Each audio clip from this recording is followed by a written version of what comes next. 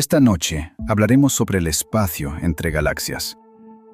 No las galaxias en sí, no las estrellas dentro de ellas, sino los huecos, las extensiones de casi nada absoluto que separan una isla de estrellas de la siguiente. Allá afuera, en esos huecos, las reglas empiezan a sentirse diferentes. La distancia empieza a significar algo completamente distinto. El tiempo se estira, la luz envejece, y los números aumentan hasta que dejan de significar algo por completo. Al final de esta noche, comprenderás qué significan realmente esas distancias, qué llena ese espacio, y por qué su escala cambia por completo tu forma de ver el universo. Antes de empezar, si te encanta explorar las profundidades del espacio tanto como a nosotros, tómate un segundo para dar me gusta al vídeo o suscribirte. Es una acción simple, pero ayuda a que este canal llegue a más mentes curiosas como la tuya. Ahora, comencemos. Empecemos con algo familiar. Sal en una noche despejada lejos de la ciudad y mira hacia arriba. Las estrellas que ves están todas dentro de la Vía Láctea. Cada estrella que puedes nombrar, cada constelación, cada objeto a simple vista en el cielo sobre ti, existe dentro de la misma galaxia que tu propio hijo. Incluso la estrella a simple vista más distante es solo una vecina según los estándares cósmicos, quizás a unos miles de años luz de distancia. Nuestra galaxia es enorme, extendiéndose unos 100.000 años luz de un extremo a otro. Y sin embargo, no es nada comparado con lo que hay más allá. Porque la Vía Láctea no existe sola, existe dentro de un universo lleno de otras galaxias. Cada una es una isla de cientos de miles de millones de estrellas separadas de nosotros por abismos de espacio tan vastos que nuestra galaxia entera sería un error de redondeo en el cálculo. Empecemos con nuestra vecina galáctica más cercana, la galaxia de Andrómeda. Se encuentra a unos 2,5 millones de años luz de distancia. Ese único número ya es asombroso, pero déjalo asimilarse de la manera correcta. La luz se mueve a unos 186.000 metros por segundo. En un solo segundo, cruza una distancia que te llevaría más de 200 años recorrer a velocidad de autopista sin parar nunca. En un año, la luz viaja unos 5,9 billones de millas.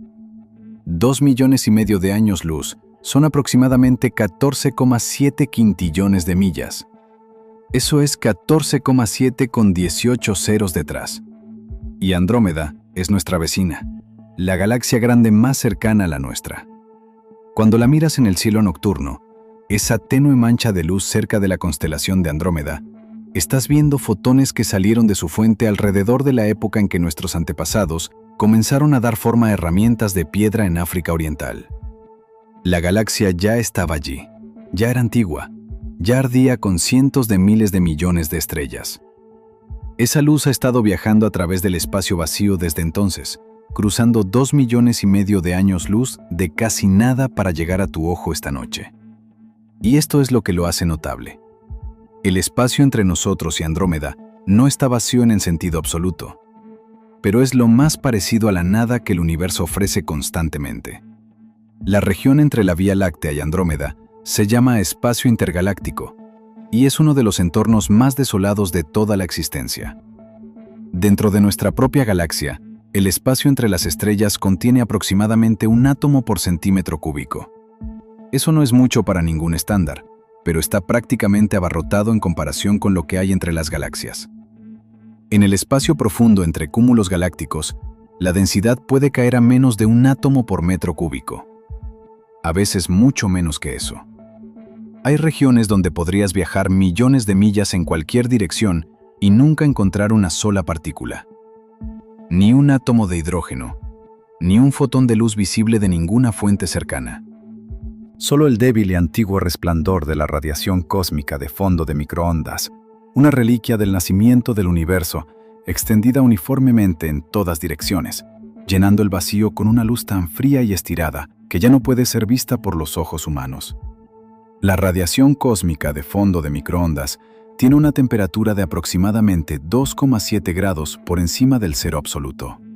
Eso es apenas un susurro por encima de la temperatura más fría posible.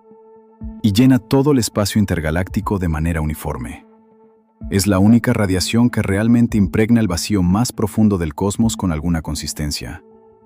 Toda otra radiación, cada fotón de luz estelar, el brillo de cada galaxia se atenúa rápidamente con la distancia. Pero el fondo cósmico de microondas es constante en todas partes. Es el remanente de la creación atenuado durante 13,8 mil millones de años de expansión a una temperatura apenas superior a la nada. Esto es lo que 2,5 millones de años luz de espacio intergaláctico contienen realmente. Casi nada por casi siempre. Ahora, antes de que podamos comprender cuán grandes son estas distancias, necesitamos entender la estructura del espacio que describen. Porque el universo no es una dispersión aleatoria de galaxias. Tiene una arquitectura, una forma. Y comprender esa forma es esencial para entender por qué las distancias intergalácticas son lo que son. Y por qué las brechas entre las galaxias no son uniformes, sino que varían de millones de años luz a miles de millones de años luz, dependiendo de dónde en la red cósmica se esté mirando. Antes de Andrómeda, antes de cualquiera de las vastas distancias intergalácticas, hay un número que vale la pena tener en cuenta como referencia. La Vía Láctea misma, 100.000 años luz de diámetro. Esa es la escala de nuestro hogar. La distancia desde el centro de la galaxia hasta su disco más externo, la distancia a través de la cual se extienden aproximadamente de 200 a 400 mil millones de estrellas. Cuando hablamos de la brecha entre la Vía Láctea y Andrómeda, de 2,5 millones de años luz, estamos hablando de una distancia 25 veces el diámetro de toda nuestra galaxia. 25 vías lácteas puestas extremo con extremo no cerrarían la brecha con nuestro vecino grande más cercano. Y Andrómeda está cerca. El espacio entre la Vía Láctea y la galaxia del Triángulo, el tercer miembro grande del grupo local, es de aproximadamente 2,7 millones de años luz. El espacio entre nosotros y la galaxia enana de Leo, uno de los satélites más externos conocidos de la Vía Láctea, ya es de aproximadamente 800.000 años luz. La extensión completa del grupo local de un borde a otro es de aproximadamente 10 millones de años luz. Esos son 100 vías lácteas locales extendidas a lo ancho de nuestra familia galáctica gravitacionalmente ligada. Y el grupo local es una de las unidades más pequeñas en la red cósmica. Es a la estructura completa del universo lo que una sola casa es a un continente entero. Y aquí es donde la escala realmente comienza a resistir la mente. Porque incluso si de alguna manera aceptaras los 10 millones de años luz del grupo local como algo real y tangible, algo sobre lo que podrías tener una vaga intuición, el universo no se detiene ahí. El siguiente paso hacia afuera es el supercúmulo de Virgo. Y el paso siguiente es la Niaquea. Y el paso siguiente es el universo observable. Cada paso multiplicando el anterior por un factor que borra cualquier punto de apoyo que tu intuición acababa de encontrar. Y esa forma hace que las brechas entre las galaxias sean aún más profundas de lo que sugiere una simple medida de distancia. Las galaxias no flotan solas en la oscuridad, se agrupan. La gravedad las atrae en grupos, y los grupos en cúmulos, y los cúmulos en supercúmulos, y los supercúmulos en estructuras tan grandes que etiquetarlas con una sola palabra parece casi inadecuado. Nuestra propia Vía Láctea pertenece a una pequeña colección de galaxias llamada el Grupo Local. El Grupo Local contiene alrededor de 80 galaxias en total, aunque la mayoría son pequeñas galaxias enanas que orbitan a los dos gigantes, la Vía Láctea y Andrómeda. La galaxia del Triángulo, también conocida como Messier 33, es el tercer miembro más grande. Se encuentra a unos 3 millones de años luz de distancia. Todo el grupo local se extiende aproximadamente 10 millones de años luz de un borde a otro. 10 millones de años luz de galaxias, galaxias enanas, galaxias satélite, corrientes de estrellas despojadas y puentes de gas, todo unido gravitacionalmente. Y luego, más allá de los bordes del grupo local, la distancia al siguiente cúmulo de galaxias significativo es vastamente, incomprensiblemente mayor. El cúmulo principal más cercano al grupo local es el cúmulo de Virgo. Se encuentra aproximadamente a 50 millones de años luz de nosotros. Entre el borde exterior del grupo local y el cúmulo de Virgo hay un espacio de alrededor de 40 millones de años luz. 40 millones de años luz de espacio intergaláctico. Si viajaras esa distancia a la velocidad de la luz, cubrirías 186.000 millas cada segundo sin parar, sin disminuir la velocidad durante 40 millones de años. El Sol agotaría su combustible de hidrógeno y se expandiría hasta convertirse en una gigante roja durante un viaje así. El sistema solar se transformaría hasta ser irreconocible antes de que llegaras. Y esa es solo la brecha entre dos estructuras relativamente cercanas a escala cósmica. Apenas se registra cuando consideras el panorama completo de lo que estamos a punto de discutir.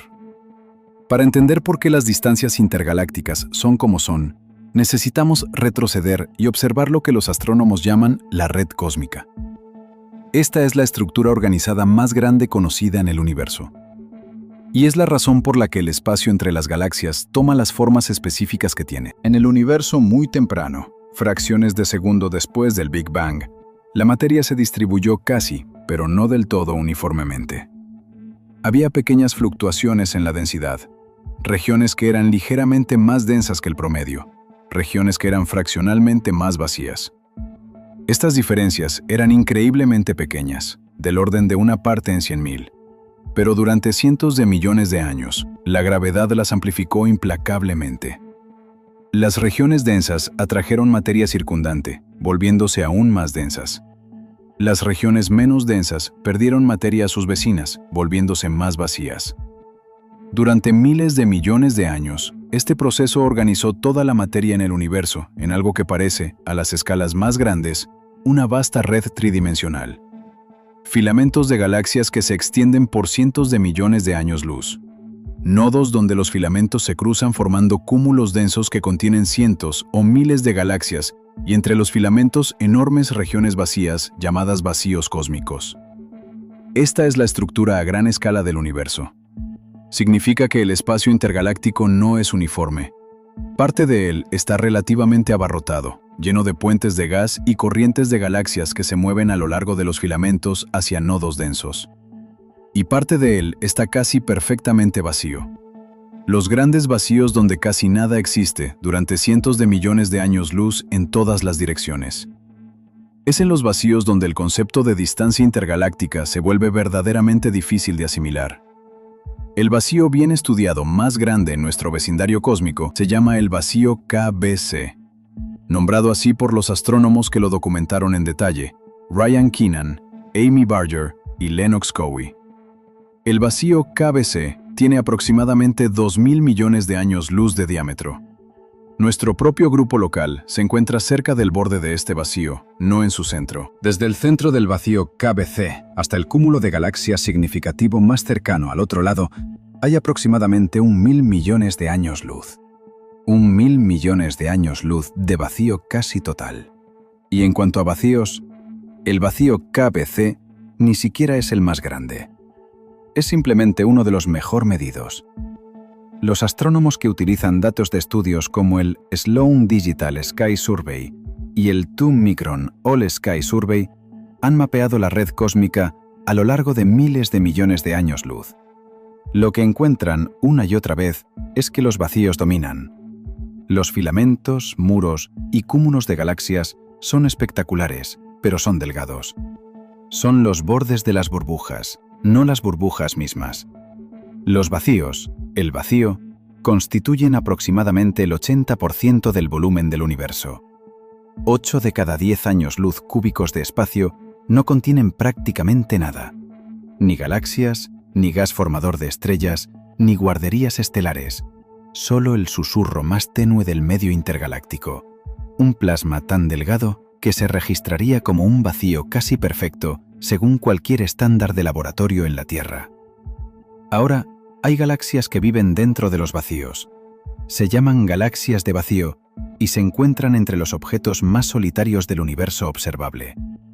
Una galaxia vacía se encuentra en medio de una de estas enormes regiones vacías, lejos de cualquier filamento, lejos de cualquier cúmulo o grupo.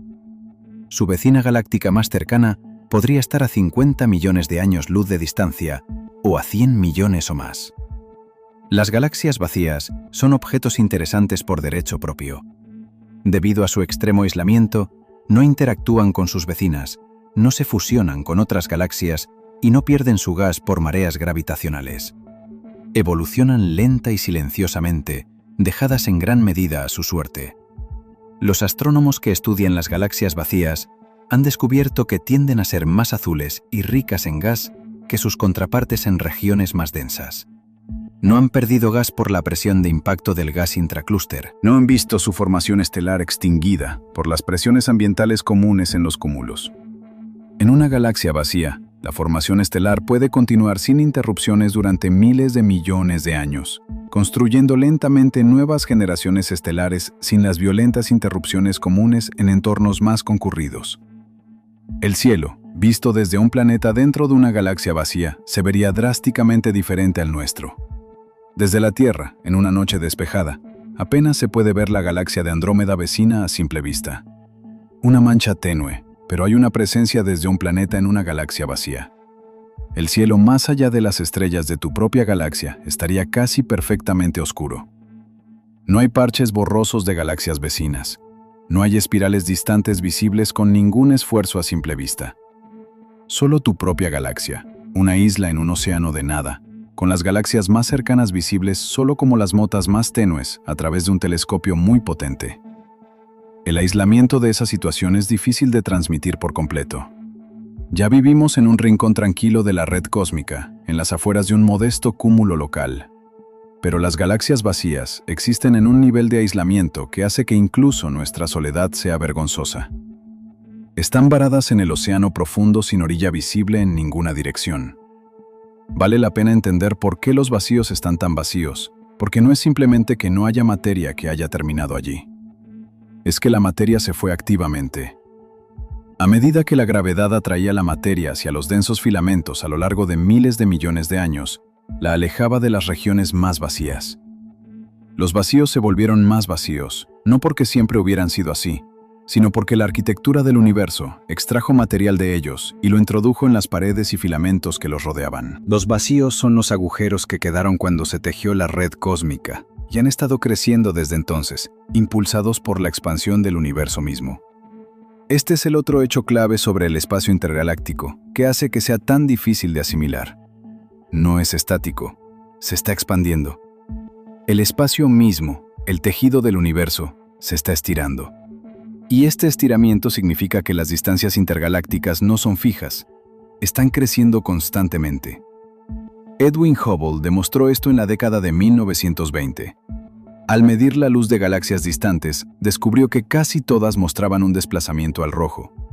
Su luz se había estirado a longitudes de onda más largas y rojizas durante su viaje hasta nosotros.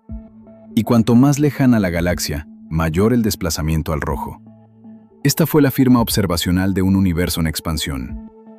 Las galaxias no se movían a través del espacio en el sentido ordinario de algo que se lanza de un lugar a otro. El espacio mismo se expandía entre ellas, llevándolas aparte. De la misma manera que las pasas en un pan que sube se separan, aunque ninguna de ellas se mueva a través de la masa. Esta expansión tiene enormes implicaciones para lo que incluso queremos decir cuando hablamos de distancias intergalácticas. Cuando decimos que una galaxia está a 1.000 millones de años luz de distancia, queremos decir que su luz ha estado viajando durante 1.000 millones de años para llegar a nosotros. Pero durante ese billón de años de tiempo de viaje, el universo se ha estado expandiendo. La galaxia que emitió esa luz hace 1.000 millones de años ahora está más lejos de lo que estaba cuando la luz partió. Cuanto más lejos depende de la rapidez con la que el espacio se ha estado expandiendo durante ese intervalo. Los astrónomos utilizan diferentes medidas de distancia para diferentes propósitos. Como resultado, la distancia comóvil tiene en cuenta la expansión, midiendo la distancia de un objeto en la configuración actual del universo. La distancia de viaje de la luz, también llamada tiempo de retroceso, simplemente mide cuánto tiempo ha estado viajando la luz. Para objetos cercanos, estos números son lo suficientemente similares como para tratarlos como iguales. Para los distantes, divergen drásticamente.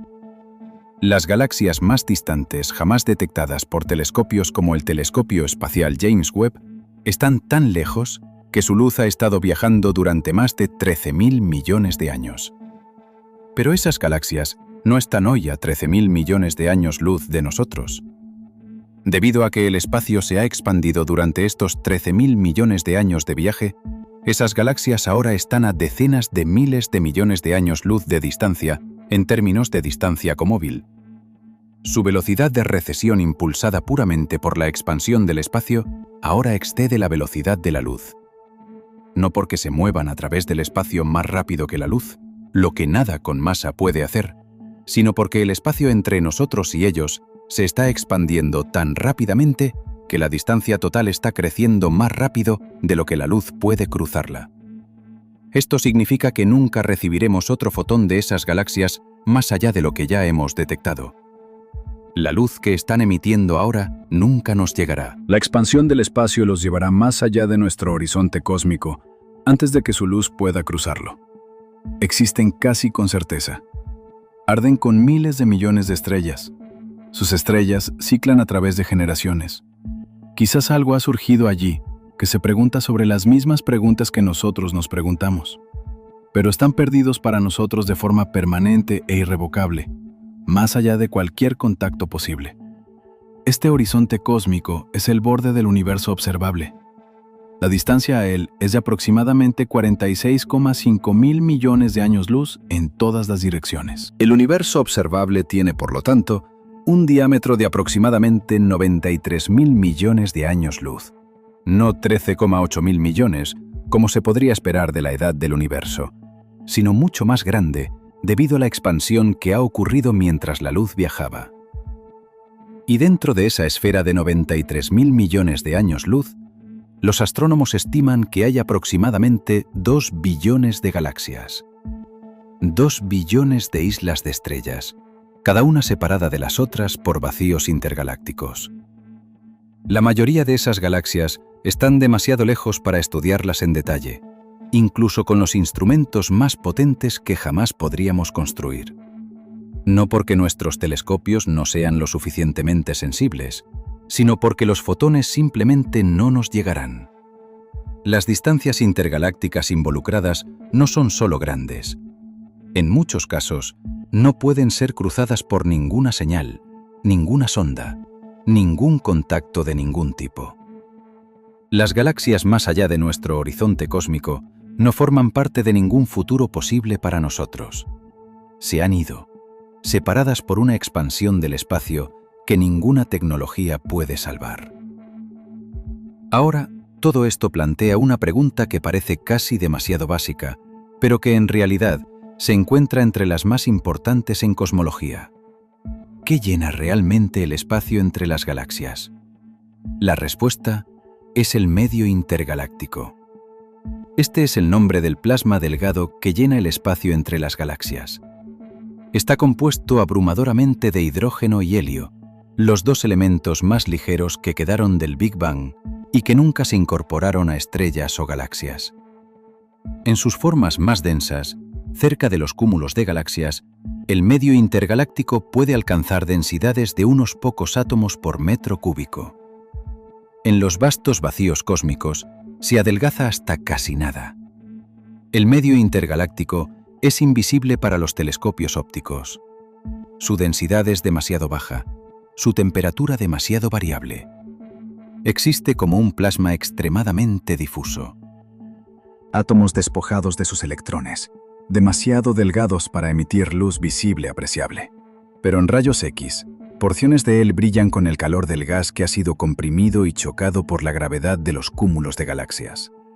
Alrededor de cúmulos masivos como el cúmulo de Virgo y el cúmulo de Coma, las observaciones de rayos X revelan vastos halos de plasma sobrecalentado a decenas de millones de grados, extendiéndose a lo largo de millones de años luz de espacio entre las galaxias.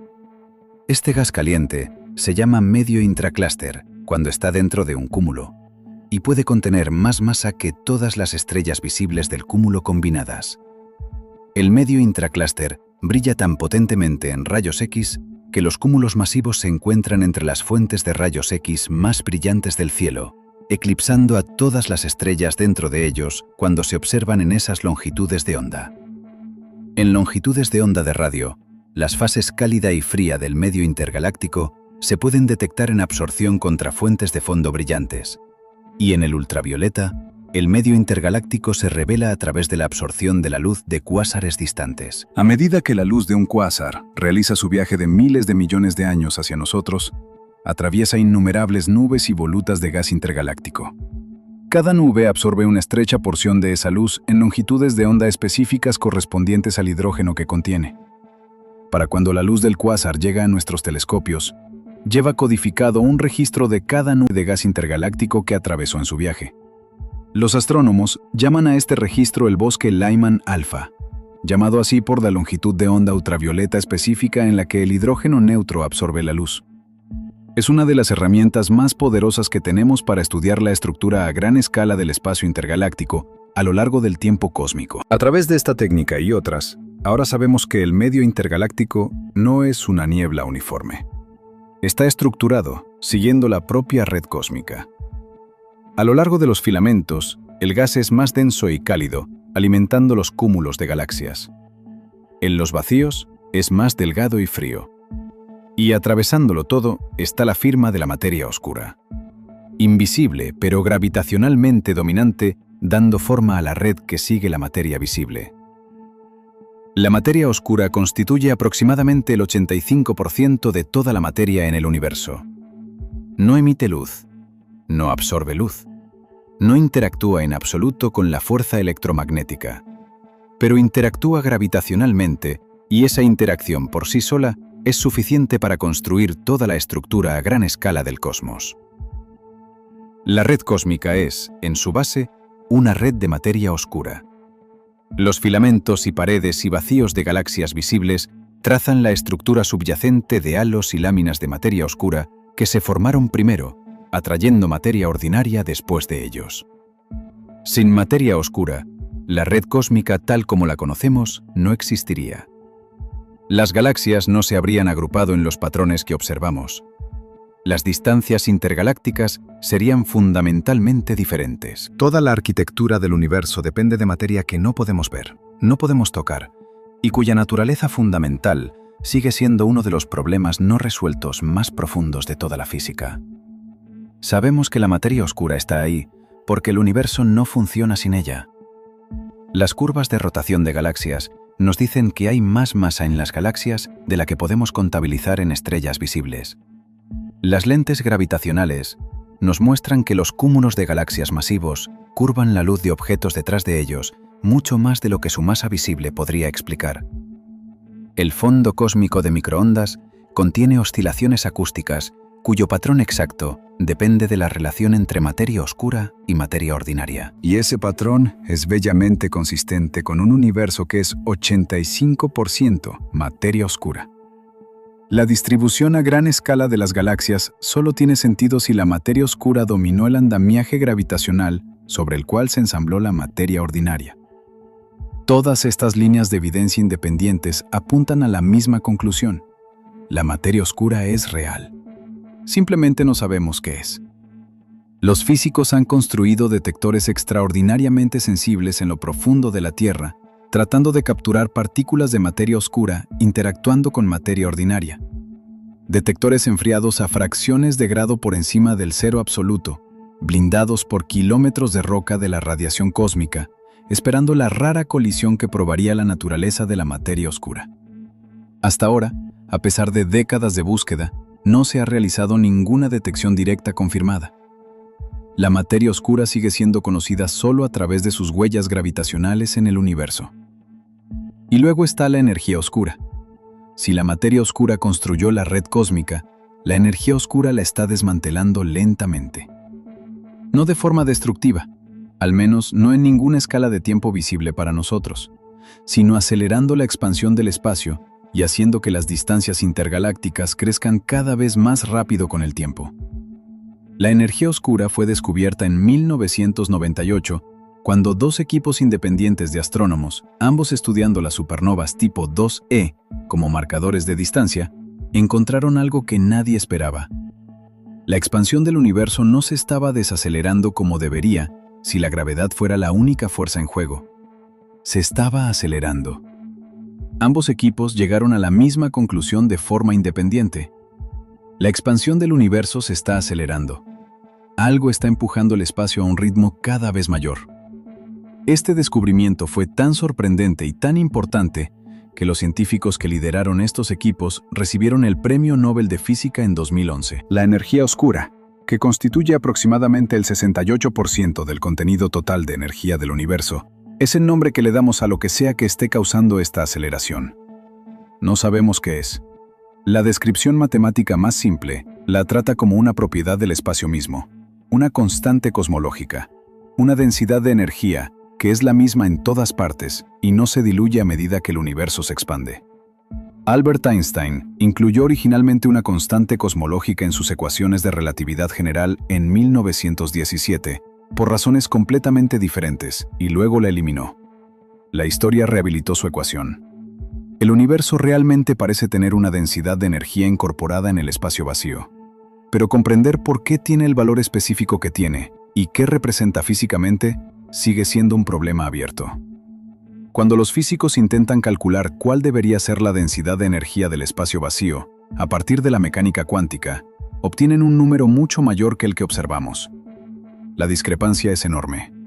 Significa que algo fundamental sobre la relación entre la mecánica cuántica y la cosmología aún no se comprende. Lo que la energía oscura significa para las distancias intergalácticas es sencillo.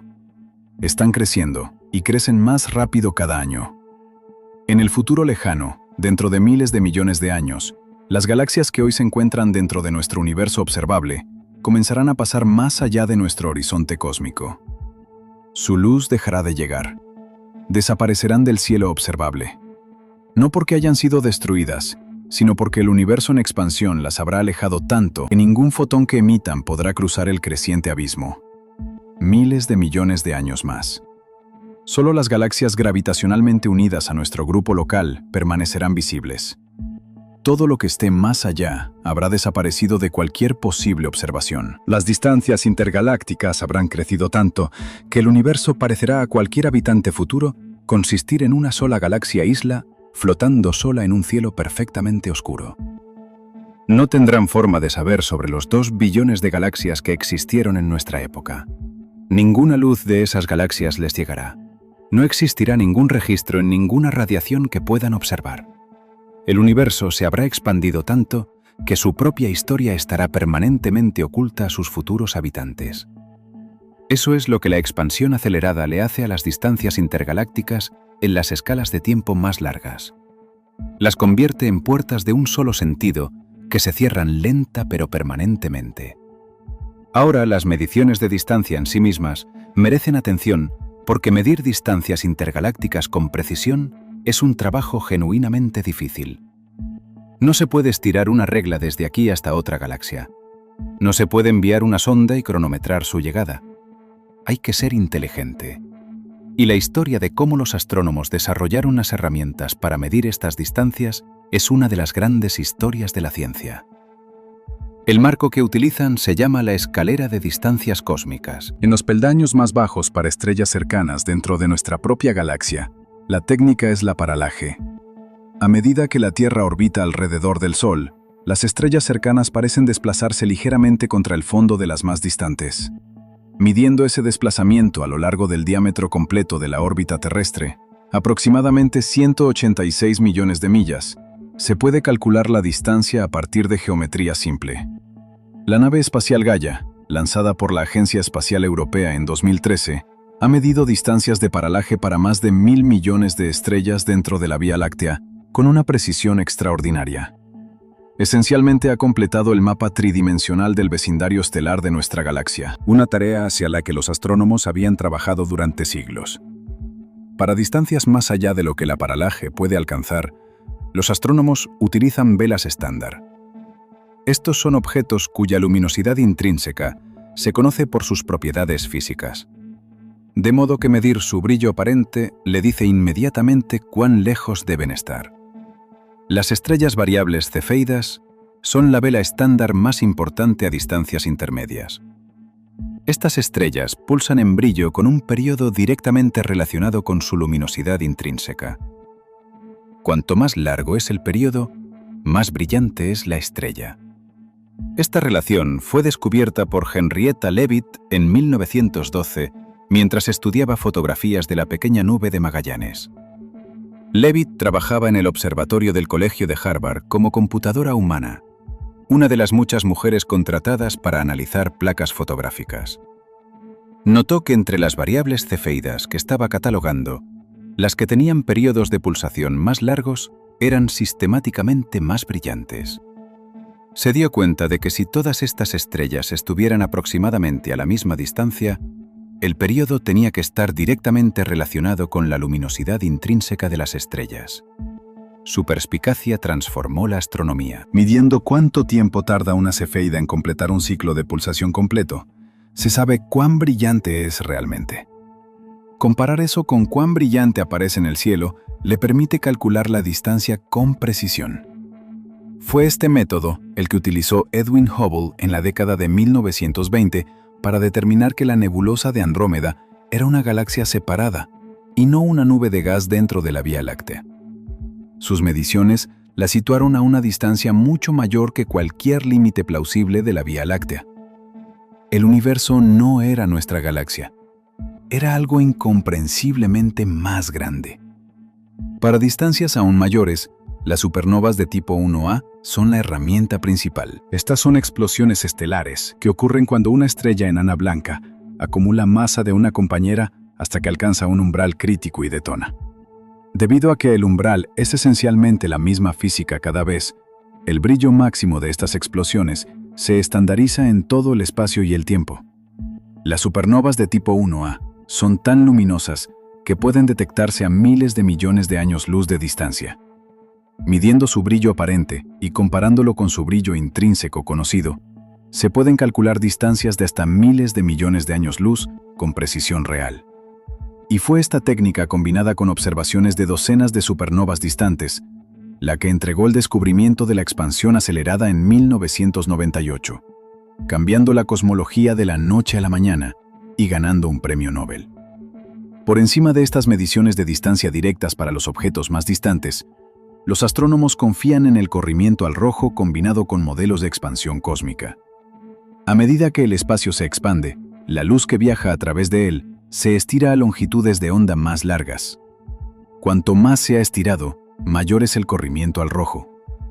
El corrimiento al rojo de una galaxia se puede medir con precisión a partir de su espectro, comparando las longitudes de onda de las líneas espectrales conocidas con las longitudes de onda en las que aparecen en la luz observada, y combinando ese corrimiento al rojo medido con modelos detallados de cómo se ha expandido el universo a lo largo del tiempo.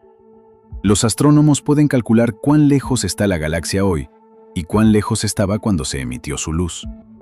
Así es como conocemos la distancia a las galaxias a miles de millones de años luz de distancia. No por medición directa, sino por una cuidadosa inferencia basada en física bien probada. El telescopio espacial James Webb, lanzado en 2021, ha extendido estas mediciones hasta el borde mismo del observable. Ha detectado galaxias tan distantes que su luz ha viajado durante más de 13.000 millones de años, mostrándonos el universo tal como era cuando solo tenía unos pocos cientos de millones de años. Las galaxias más tempranas son pequeñas, turbulentas y forman estrellas intensamente. No se parecen en nada a las elegantes espirales y elípticas gigantes que vemos cerca. Son la materia prima del universo, las semillas de las que creció toda la estructura posterior. Estudiarlas nos dice cómo la red cósmica se ensambló desde el principio. Cada peldaño de la escalera de distancias depende de los que están debajo. Cada paso introduce sus propias incertidumbres, pero la imagen general es consistente en múltiples métodos independientes. Conocemos la escala del universo observable con un margen de unos pocos %. Las distancias entre galaxias están tan bien medidas como cualquier otra cosa en toda la astronomía. Ahora, hay otra dimensión en esta historia que aún no hemos explorado por completo: la historia de cómo llegamos a comprender las distancias intergalácticas. Durante la mayor parte de la historia humana, se creía que el universo era pequeño. Se pensaba que las estrellas eran luces fijadas a una esfera justo más allá de los planetas. Todo el cosmos era algo que podías imaginar alcanzar si subías lo suficientemente alto. Incluso cuando comenzamos a comprender que las estrellas eran soles distantes, no teníamos idea de cuán distantes eran realmente.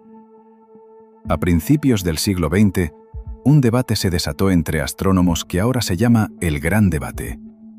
Se trataba de si las nebulosas espirales, esas borrosas manchas en forma de espiral en el cielo nocturno, eran nubes de gas dentro de nuestra propia galaxia, o si eran en realidad galaxias separadas, universos isla como la Vía Láctea, pero vastamente lejanas. El 26 de abril de 1920, Harlow Shapley argumentó a favor de lo primero y Hiba Curtis a favor de lo segundo.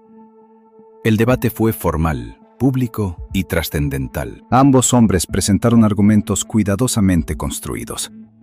Shapley basó su caso en parte en algunas mediciones que resultaron ser incorrectas. Curtis basó el suyo en parte en un razonamiento que resultó ser correcto. Ningún hombre prevaleció por completo esa noche, pero la cuestión se resolvió en unos pocos años por Edwin Hubble, quien utilizó estrellas variables cefeidas para medir la distancia a la nebulosa de Andrómeda. Cuando el cálculo llegó, la distancia estaba inconfundiblemente fuera de la Vía Láctea. Las nebulosas espirales eran galaxias. El universo no era nuestra galaxia. Era algo incomprensiblemente más grande. Esa realización fue una de las revisiones más profundas en la historia de la comprensión humana. Pasamos de pensar que la Vía Láctea era el universo a saber que era solo una galaxia. Pero la escala siguió creciendo. El siguiente descubrimiento de Hubble, de que las galaxias se estaban alejando, que el universo se estaba expandiendo, empujó la escala aún más. Y cada generación de telescopios ha revelado más. En 1989, los astrónomos descubrieron la Gran Muralla CFA, un filamento de galaxias de aproximadamente 500 millones de años luz de longitud. En 2003, se encontró la Gran Muralla de Sloan, que se extendía aproximadamente 1,37 mil millones de años luz. En 2014, se identificó el supercúmulo de Laniakea, abarcando 500 millones de años luz, y han surgido pruebas de la Gran Muralla de Hércules, corona boreal, que puede abarcar hasta 10.000 millones de años luz, potencialmente la estructura más grande conocida en el universo observable. Cada uno de estos descubrimientos amplió nuestra imagen de cómo es realmente el espacio entre las galaxias. No solo vacío y aislamiento, sino vastas estructuras organizadas construidas a partir de la acumulación gravitacional de materia a lo largo de miles de millones de años. La red cósmica no es un telón de fondo, es un registro vivo de toda la historia del universo. El grupo local vale la pena dedicarle tiempo, porque es donde vivimos realmente y porque las distancias intergalácticas dentro y alrededor de él son las más concretas para nosotros.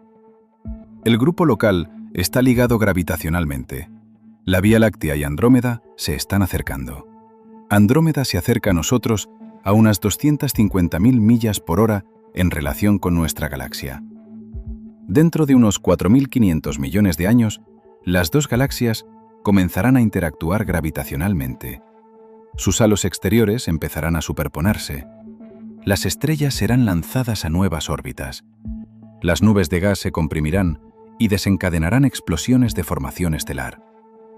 En el transcurso de aproximadamente 2.000 millones de años adicionales, las dos galaxias se atravesarán, se separarán, volverán a juntarse y finalmente se fusionarán en una sola galaxia más grande. Las simulaciones por computadora de esta fusión son algunas de las más elaboradas jamás realizadas en astronomía computacional. Rastrea cientos de millones de partículas estelares individuales, cada una representando muchas estrellas reales a lo largo de miles de millones de años de tiempo simulado. Las simulaciones muestran consistentemente el mismo resultado básico. Las dos galaxias espirales se transforman en una sola galaxia elíptica más grande a través de un proceso de pases múltiples y reorganización gravitacional. Los brazos espirales son destruidos. La rotación organizada de ambas galaxias es reemplazada por los patrones orbitales más aleatorios, típicos de los sistemas elípticos. Los astrónomos ya han dado un nombre a esta futura galaxia fusionada, Milka, o a veces Milkdromeda. Será una de las galaxias más grandes de nuestro grupo local, aunque todavía no especialmente grande según los estándares cósmicos. La distancia intergaláctica entre Andrómeda y la Vía Láctea actualmente de 2,5 millones de años luz, se reducirá a nada. No porque el espacio entre ellas se esté contrayendo, sino porque su gravedad local domina la expansión cosmológica dentro de su sistema ligado. La fusión de la Vía Láctea y Andrómeda es uno de los muy pocos casos en los que una distancia intergaláctica se está reduciendo activamente. En todas partes, más allá de nuestro grupo local gravitacionalmente ligado, las distancias solo están creciendo. El cúmulo de Virgo se aleja de nosotros. El supercúmulo de Shapley se aleja de nosotros. Cada cúmulo de galaxias fuera de nuestro vecindario gravitacional local está retrocediendo, arrastrado por la expansión del espacio. Lo que vemos en el cielo esta noche es, en cierto sentido, más del universo de lo que nadie podrá ver en el futuro lejano. Los futuros astrónomos, dentro de miles de millones de años, tendrán una visión más estrecha. La historia del universo será menos accesible para ellos porque la evidencia habrá sido arrastrada más allá del horizonte por la energía oscura. Hay algo en lo que vale la pena reflexionar. Vivimos en un momento cósmicamente privilegiado. El universo es lo suficientemente viejo como para haber formado estructuras ricas y complejas, pero no es tan viejo como para que la energía oscura haya despojado el registro observable. La plena grandeza de la red cósmica todavía es visible para cualquiera con las herramientas adecuadas. Ahora, alrededor de la Vía Láctea, dentro de unos pocos cientos de miles de años luz, orbita una colección de galaxias enanas satélite. Las más grandes de estas son las nubes Mayor y Menor de Magallanes, visibles desde el hemisferio sur de la Tierra como parches difusos de luz en el cielo nocturno. La nube Mayor de Magallanes se encuentra a unos 160.000 años luz de distancia. La nube Menor de Magallanes está a unos 200.000 años luz de distancia. Ambas están gravitacionalmente ligadas a la Vía Láctea y están siendo lentamente distorsionadas y atraídas por las fuerzas de marea de nuestra galaxia a lo largo de cientos de millones de años. Una larga cinta de gas, llamada corriente de Magallanes, se extiende detrás de ellas, desprendida por su interacción con la Vía Láctea.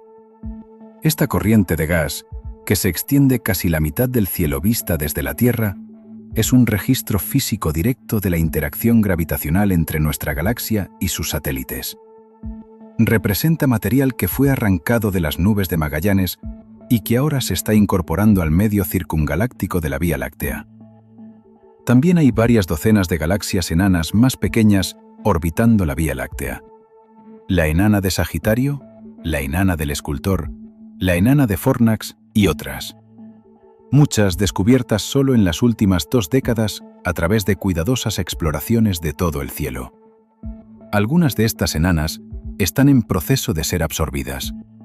Las reglas críticas son: 1. La salida debe ser únicamente la traducción al español. 2. No copie el texto original en ruso. Cada oración debe ser traducida. 3. Incluso si la fuente menciona el idioma ruso, el pueblo ruso o los nombres rusos, su salida debe seguir siendo en español. 4. Utilice únicamente el alfabeto latino. Los caracteres cirílicos están prohibidos en la salida. 5. Mantenga el tono y el significado originales. 6. Conserve el formato existente, saltos de línea, etc. 7. No escriba explicaciones como «Aquí está la traducción», solo la traducción. Texto para traducir.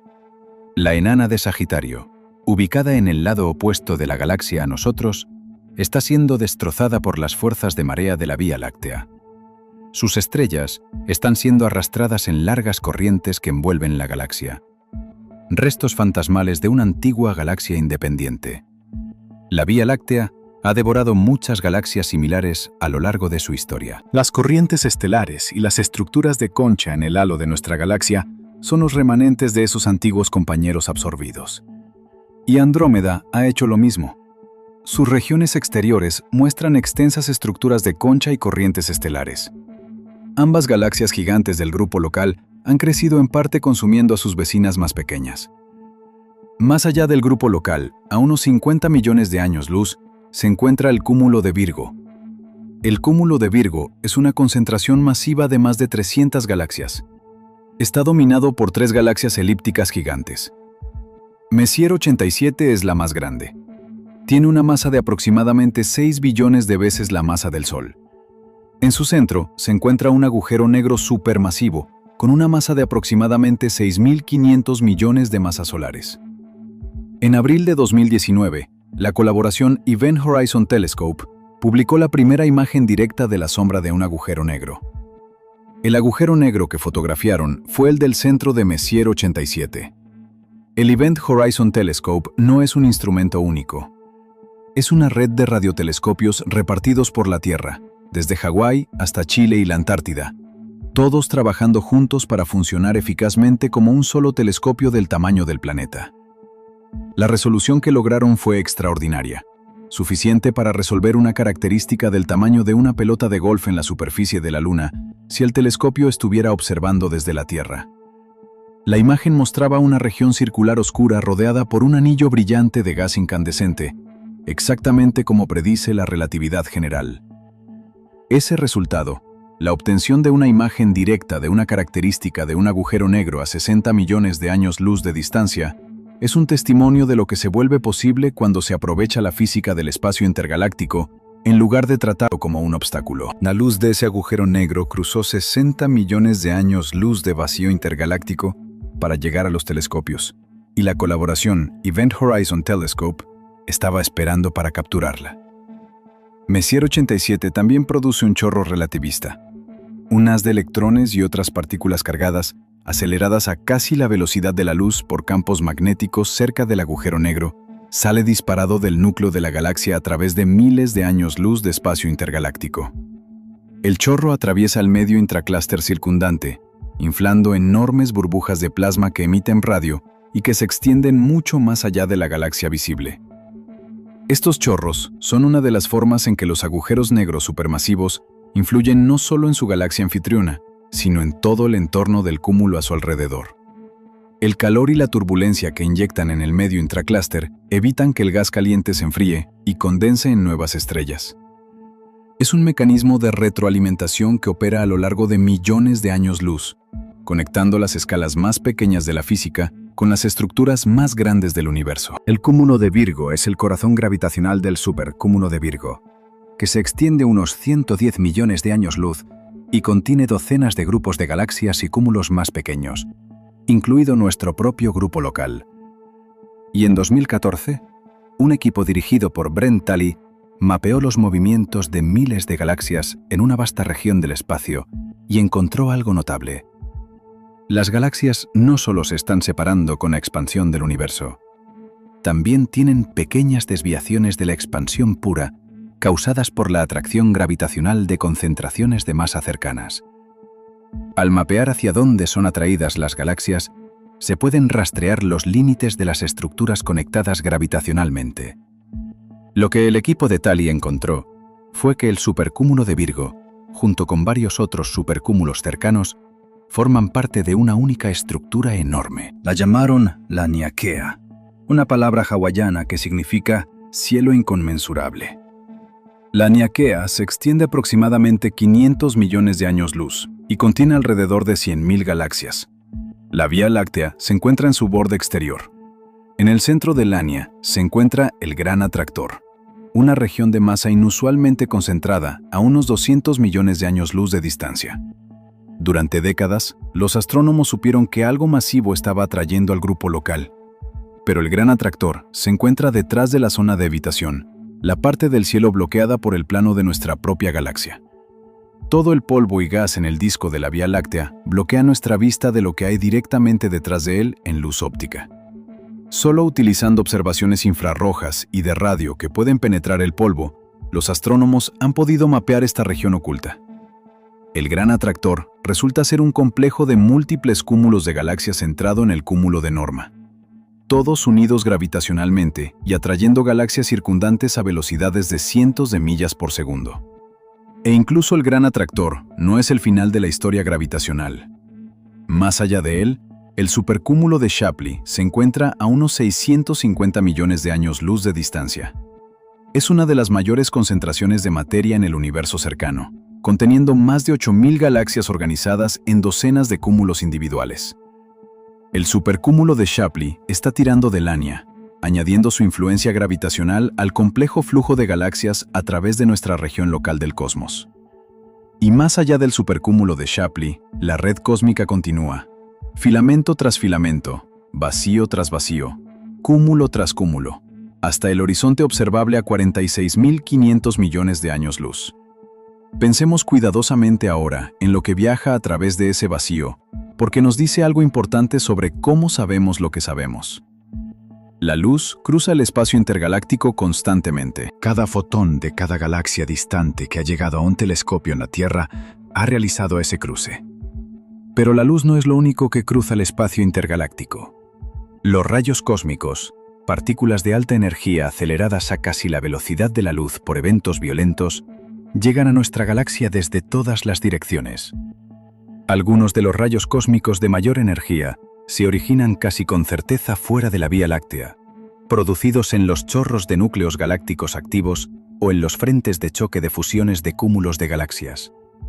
Estas partículas han viajado miles de millones de años luz a través del medio intergaláctico antes de llegar aquí, llevando información sobre sus fuentes y sobre los campos magnéticos que encontraron en el camino. Las ondas gravitacionales también cruzan el espacio intergaláctico. Estas ondulaciones en el tejido del espacio-tiempo, generadas por la fusión de agujeros negros y estrellas de neutrones, se propagan hacia afuera a la velocidad de la luz. Los detectores de ondas gravitacionales, LIGO y Virgo, han detectado docenas de estos eventos. Cada uno es una señal que ha viajado a través de cientos de millones de años luz de espacio intergaláctico para llegar a los detectores en la Tierra. La primera detección confirmada de ondas gravitacionales, anunciada en febrero de 2016, provino de la fusión de dos agujeros negros a unos 1.300 millones de años luz de distancia. Esa señal viajó durante más de 1.000 millones de años a través del vacío intergaláctico, antes de llegar y distorsionar los detectores LIGO en una distancia mucho menor que el ancho de un núcleo atómico. Esa detección fue un triunfo y abrió una nueva forma de escuchar al universo. Los neutrinos inundan el espacio intergaláctico en todas las direcciones. Estas partículas casi sin masa y fantasmales interactúan tan débilmente con la materia que atraviesan casi todo. Miles de millones de neutrinos de otras galaxias, de los núcleos de estrellas distantes y de los remanentes de supernovas antiguas, atraviesan la Tierra cada segundo. Llevan información sobre sus fuentes y cruzan el vacío intergaláctico con casi ninguna interacción, lo que los convierte en mensajeros potencialmente poderosos para la astronomía en las próximas décadas. Hay una categoría más de mensajeros intergalácticos que solo recientemente ha cobrado importancia, y es una de las ondas más potentes del vacío que hemos descubierto hasta ahora: las ráfagas rápidas de radio. Estos son pulsos de ondas de radio extraordinariamente breves y enérgicos que duran solo milisegundos, pero liberan en ese instante tanta energía como la que el Sol produce en días o semanas. Fueron detectados por primera vez en 2007, cuando el astrónomo Duncan Lorimer estaba revisando datos de archivo del radiotelescopio del Parque en Australia y encontró una ráfaga de ondas de radio tan intensa y breve que ningún fenómeno conocido en la Vía Láctea podía explicarla. Durante años, las ráfagas rápidas de radio, FRB, siguieron siendo un profundo misterio. Parecían provenir de todas las direcciones del cielo. Sus señales mostraban un patrón llamado dispersión, donde los componentes de baja frecuencia del pulso de radio llegan ligeramente más tarde que los componentes de alta frecuencia. Esta dispersión ocurre porque las ondas de radio viajan a través del plasma. Cuanto más denso es el plasma, mayor es la dispersión. Y las medidas de dispersión de las FRB eran enormes, mucho mayores que cualquier cosa que pudiera explicarse por el gas dentro de nuestra propia galaxia. La dispersión era la huella del espacio intergaláctico. Estas ráfagas estaban cruzando miles de millones de años luz del medio intergaláctico antes de llegar a nuestros telescopios. Cada electrón que las ondas de radio encontraban en ese viaje ralentizaba muy ligeramente las frecuencias más bajas. Midiendo exactamente cuán dispersa estaba la señal al llegar, los astrónomos podían estimar a través de cuánto plasma rico en electrones había pasado la ráfaga en su viaje. Y eso les decía algo extraordinario. Les decía que estaban midiendo el medio intergaláctico directamente, no a través de la absorción de espectros de cuasares, no a través de la emisión de rayos X de cúmulos, sino a través del efecto físico real de miles de millones de años luz de plasma difuso en un breve pulso de radio. Las FRB se convirtieron casi de la noche a la mañana en una nueva herramienta para pesar el universo. El número total de electrones entre nosotros y la fuente de una FRB es proporcional a su medida de dispersión. Al combinar la medida de dispersión con una estimación de distancia basada en el corrimiento al rojo, los astrónomos pueden calcular la densidad electrónica promedio del medio intergaláctico a lo largo de esa línea de visión particular. Haciendo esto para muchas FRB en muchas direcciones diferentes, se puede construir un mapa de cómo varía el medio intergaláctico en el cielo. Se puede medir si algunas direcciones a través de la red cósmica son más densas en electrones que otras, trazando los filamentos y vacíos de otra manera. La relación de Muquart, nombrada así por el astrónomo Jean-Pierre Muquart, quien ayudó a establecerla, describe cómo la medida de dispersión promedio de las FRB aumenta con la distancia. Se ha utilizado para confirmar que aproximadamente la mitad de toda la materia ordinaria en el universo reside en el medio intergaláctico, en el plasma cálido que llena los vacíos y filamentos entre las galaxias. Este ha sido un rompecabezas de larga data en cosmología. Los átomos en estrellas y galaxias representan solo aproximadamente la mitad de la materia ordinaria que esperamos de la nucleosíntesis del Big Bang. El resto se llamaba la barrión perdida. Durante décadas, los astrónomos sospecharon que los bariones perdidos estaban ocultos en el gas intergaláctico cálido. Demasiado caliente para emitir luz visible, pero demasiado frío y difuso para aparecer prominentemente en observaciones de rayos X. Las FRB lo confirmaron. Los bariones perdidos estuvieron allí todo el tiempo, esparcidos por el medio intergaláctico, invisibles para los telescopios ópticos, pero medibles por la dispersión que imponían a breves destellos de ondas de radio que cruzaban el vacío. La fuente de las propias FRB sigue siendo algo incierta, aunque la evidencia actual apunta fuertemente hacia los magnetares, un tipo de estrella de neutrones con campos magnéticos extraordinariamente potentes. Los magnetares pueden producir liberaciones catastróficas de energía cuando sus campos magnéticos experimentan reordenamientos repentinos, y los breves e intensos pulsos de radio de las FRB son consistentes con lo que tales eventos producirían. Algunas FRB se repiten, produciendo múltiples ráfagas desde la misma ubicación a lo largo del tiempo. Esto ha permitido a los astrónomos localizar con precisión las fuentes y confirmar que se encuentran en galaxias a miles de millones de años luz de distancia. Y en 2020, se detectó un estallido de radio rápido proveniente de nuestra propia galaxia, originado en un magnetar conocido en la constelación Vulpecula. Esa detección no solo confirmó la hipótesis del magnetar, demostró que el mismo tipo de fuente responsable de los estallidos de radio cósmicos rápidos también existe en la Vía Láctea. El universo utiliza los mismos mecanismos en todas partes. La física es universal. Y esos mismos mecanismos que operan en galaxias a miles de millones de años luz de distancia están transmitiendo señales a través del vacío intergaláctico que apenas estamos comenzando a aprender a leer. Es un recordatorio de que el vacío, por muy vacío que esté, no está en silencio. Transporta ondas de radio, ondas gravitacionales, rayos cósmicos, neutrinos, fotones de todas las longitudes de onda, de todas las direcciones, de todas las épocas de la historia del universo. Estamos bañados en mensajes del espacio intergaláctico en todo momento. Apenas estamos comenzando a comprender todos los idiomas en los que habla el universo. Las estrellas también pueden encontrar su camino hacia el espacio intergaláctico.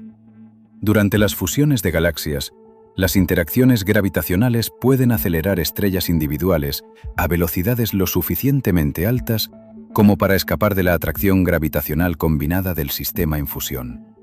Estas estrellas hiperveloces se adentran en el vacío intergaláctico, llevando consigo cualquier planeta que permanezca gravitacionalmente ligado. Estas estrellas intergalácticas son extraordinariamente raras, pero existen. Soles aislados, y posiblemente mundos aislados, navegando en la oscuridad entre galaxias en viajes que superarán cualquier característica familiar del universo actual. La idea de un planeta a la deriva en el espacio intergaláctico merece ser considerada por un momento. Tal mundo estaría congelado, sin recibir luz estelar, calentado solo por el calor residual de su formación hace miles de millones de años, y quizás por la desintegración de elementos radiactivos en su interior. Su cielo estaría casi perfectamente oscuro, sin sol, sin un sistema de planetas hermanos, sin estrellas vecinas, solo las galaxias distantes, cada una tenue mancha de luz y el frío absoluto del espacio intergaláctico. Si alguna forma de vida surgiera en tal mundo, toda su comprensión del cosmos se construiría sin el ancla de una estrella cercana. Miraría hacia un cielo de solo galaxias. Su sentido de la escala sería diferente al nuestro. No tendría un sistema solar como punto de referencia, ni planetas que observar moverse contra el fondo de las estrellas. Comenzaría con las galaxias como su marco de referencia. De una manera extraña, eso podría darle una intuición más precisa de la verdadera escala de las cosas que nosotros. Construimos nuestro concepto de distancia cósmica de adentro hacia afuera, comenzando por lo pequeño y trabajando hacia lo grande. Una civilización en un mundo errante intergaláctico podría comenzar por lo grande y trabajar hacia adentro si alguna vez encontrara algo hacia lo cual trabajar. Y pensar en ese mundo errante nos devuelve a uno de los hechos más importantes y subestimados sobre el vacío intergaláctico. ¿Cuán físicamente vacío está? No vacío como lo está una cámara de vacío en un laboratorio. No vacío como lo está el espacio entre planetas. Vacío de una manera que no tiene un análogo real en la experiencia humana. El medio intergaláctico en los vacíos tiene una densidad de quizás un átomo por metro cúbico, a veces incluso menos. Un metro cúbico es aproximadamente del tamaño de una lavadora. Un átomo. En los vacíos más extremos, los científicos estiman que la densidad desciende a alrededor de un átomo por cada 10 metros cúbicos. Un átomo del tamaño de un protón, de una 10.000 millonésima de metro de diámetro, solo en un volumen del tamaño de un armario grande. A modo de comparación, el aire que respira ahora contiene aproximadamente 2,5 por 10 elevado a 25 moléculas por metro cúbico. Esos son 25.000 billones de moléculas en cada metro cúbico de aire. El vacío intergaláctico contiene 1. Si comprimes toda la masa del universo observable en el volumen del universo observable, obtendrías una cierta densidad promedio. Luego imagina el mismo volumen, pero despoja cada estrella, cada galaxia, cada agujero negro, cada nube de gas cerca de un filamento o cúmulo. Lo que queda en los vacíos más profundos no es simplemente delgado. Está tan cerca de la nada absoluta como cualquier cosa en el universo físico. Y sin embargo, esa casi nada se extiende a lo largo de 2.000 millones de años luz solo en el vacío KBC. 2.000 millones de años luz de espacio, que contienen en promedio casi nada. Si de alguna manera construyeras una nave espacial y te propusieras cruzar el espacio intergaláctico, así es como se vería el viaje. Dejarías la Vía Láctea y durante los primeros 200.000 años luz aproximadamente, todavía estarías dentro de su halo. Los cúmulos globulares pasarían flotando en la oscuridad. La ocasional estrella del halo aparecería y retrocedería. Luego entrarías en el medio intergaláctico, el espacio intergaláctico real, y el vacío sería diferente a todo lo que hay dentro de la galaxia. Viajarías millones de años luz y no encontrarías nada. Ni una estrella, ni una nube de gas lo suficientemente densa como para ser visible, ni una molécula. El vacío sería absoluto para cualquier sentido humano. Los instrumentos detectarían el plasma disperso del medio intergaláctico, el extraño átomo de hidrógeno que flota, la radiación cósmica de fondo de microondas llegando por igual desde todas las direcciones a una temperatura de 2,7 grados por encima del cero absoluto, pero nada que pudieras ver, oír o sentir. Tu vecino estelar más cercano en cualquier dirección estaría a años luz más allá de las galaxias en el borde del vacío, a millones de años luz de distancia. La sensación de escala en ese cruce, el reconocimiento intelectual de que estás en una región del universo donde la estrella más cercana está tan lejos que llevaría toda la edad del sistema solar a alcanzarla a la velocidad de la luz. No se puede preparar desde dentro de una galaxia. No tenemos experiencia que enseñe esta escala. Nuestras intuiciones se construyeron dentro de la Vía Láctea, dentro de un vecindario de estrellas donde el Sol más cercano está a solo 4 años luz de distancia. El vacío intergaláctico es varios cientos de miles de veces más vacío de estrellas que el medio interestelar dentro de nuestra galaxia. Y el medio intergaláctico en sí es miles de millones de veces menos denso que el medio interestelar. Estamos aislados de la verdadera escala del universo por nuestra dirección galáctica. Vivir dentro de una galaxia es, cosmológicamente hablando, un entorno muy atípico. La mayor parte del volumen del universo es vacío. La mayor parte del volumen del universo contiene casi nada. Las galaxias, las estrellas, los planetas, la vida, todo existe en la pequeña fracción de espacio que no es vacío. Es una fracción casi ofensivamente pequeña de lo que el universo contiene realmente por volumen. El universo construyó sus estructuras más interesantes en aproximadamente el 20% de su espacio disponible. El resto lo dejó como vacío, como una vacuidad casi incomprensible que sirve de contexto para todo. Y es la escala de esa vacuidad, no el tamaño de las galaxias dentro de ella, lo que más se resiste a la intuición humana. Podemos mirar una imagen de una galaxia y sentir algo de su escala. 100.000 millones de estrellas girando en 100.000 años luz. Podemos sentir la grandeza, incluso si no podemos comprender completamente los números. Pero el vacío entre galaxias ni siquiera nos da eso. No hay nada que ver, nada que usar como punto de referencia. Nada excepto las leyes de la física, operando en un silencio perfecto e ininterrumpido a través de distancias. Nuestras mentes no tienen herramientas para comprender. Esa es la distancia intergaláctica. No solo el número de años luz, sino la calidad del espacio que describen esos años luz. Tomemos también un momento para considerar lo que la medición de las distancias intergalácticas ha revelado sobre el universo temprano. Porque esta es una de las conexiones más poderosas en toda la ciencia moderna. El patrón de la red cósmica, los tamaños específicos de los vacíos, el espaciado de los filamentos, todo se remonta a fluctuaciones de densidad que se establecieron en la primera fracción de segundo después del Big Bang. Estas fluctuaciones primordiales se originaron en la incertidumbre cuántica de las energías y densidades extremas del universo temprano, durante un periodo de expansión extremadamente rápida llamado inflación, que se cree que ocurrió en la primera fracción de segundo. Las fluctuaciones cuánticas se estiraron a escalas cosmológicas. Se convirtieron en las semillas de la estructura a gran escala del universo. La inflación es una de las ideas más poderosas y extrañas de la cosmología moderna. La teoría propone que en los primeros 10 a la potencia de menos 32 segundos después del Big Bang, o alrededor de eso, el universo se expandió en un factor de al menos 10 a la potencia de 26. Una región más pequeña que un núcleo atómico se expandió hasta el tamaño aproximado de una toronja en una explosión casi instantánea. Durante esa expansión, las fluctuaciones cuánticas, la inherente imprecisión que rige las escalas subatómicas, se estiraron a tamaños macroscópicos y luego cosmológicos. Las regiones que se habrían promediado si el universo se hubiera expandido más lentamente, en cambio, se congelaron en su lugar como ligeras sobredensidades y subdensidades.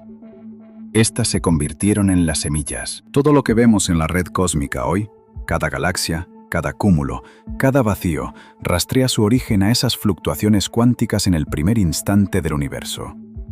El patrón específico de sobredensidades predicho por la inflación coincide con el patrón que observamos en el fondo cósmico de microondas.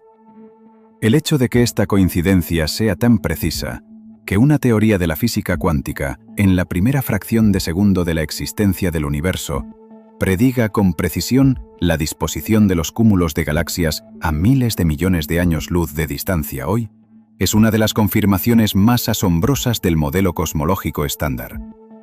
Significa que las distancias intergalácticas que medimos no son accidentales. Fueron establecidas en un sentido profundo por la física que opera en las escalas más pequeñas posibles desde el principio.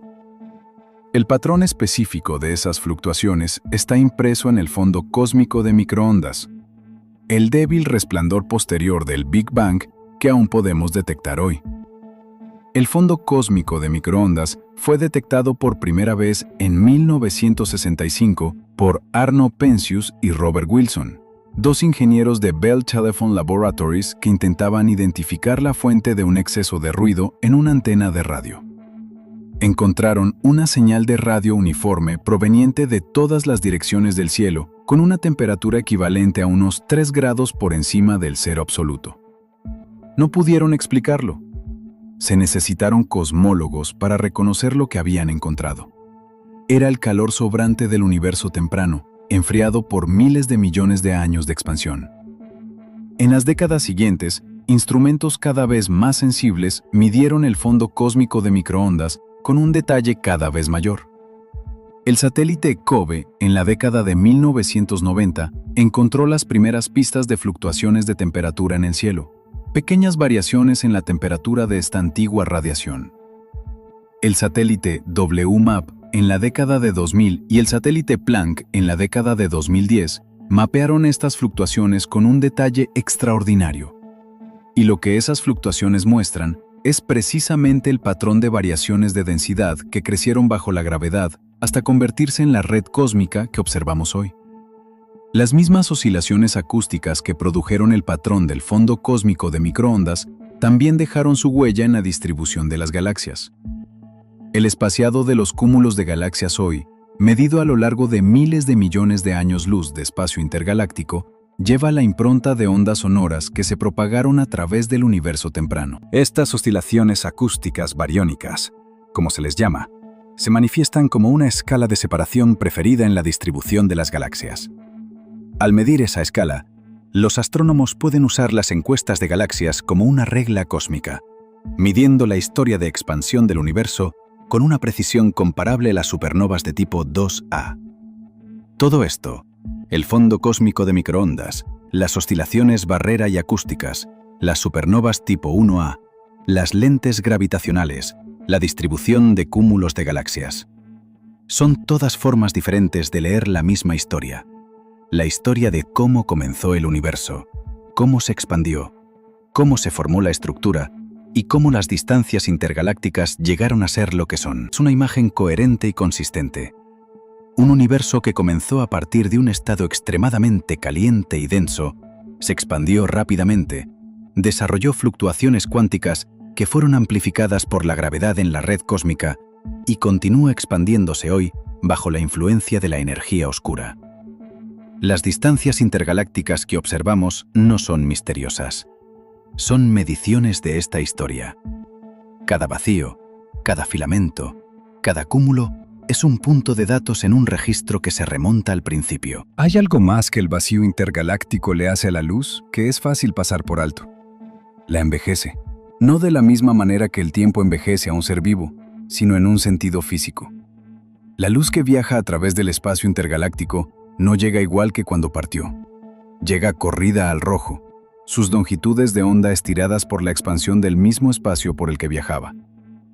Un fotón que salió de una galaxia distante como radiación ultravioleta podría llegar a nuestros telescopios como infrarrojo. Un fotón que salió como luz visible podría llegar tan estirado que se convierta en una onda de radio.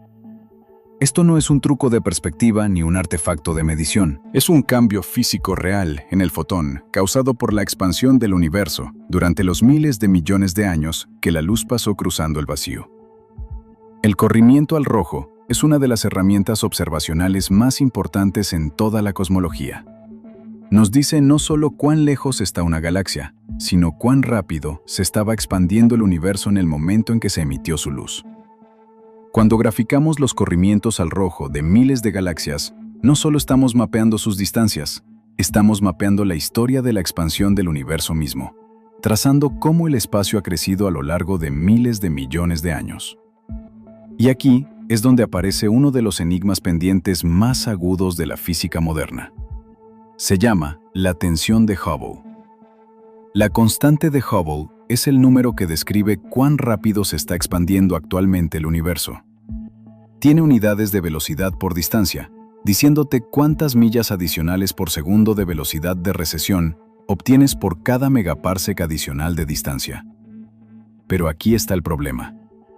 Cuando los cosmólogos miden la constante de Hubble utilizando el fondo cósmico de microondas, utilizando la física del universo temprano, obtienen un número. Cuando los astrónomos la miden utilizando la escalera de distancias cósmicas, variables cefeidas, supernovas tipo 1A en galaxias cercanas, obtienen un número diferente y los dos números no coinciden.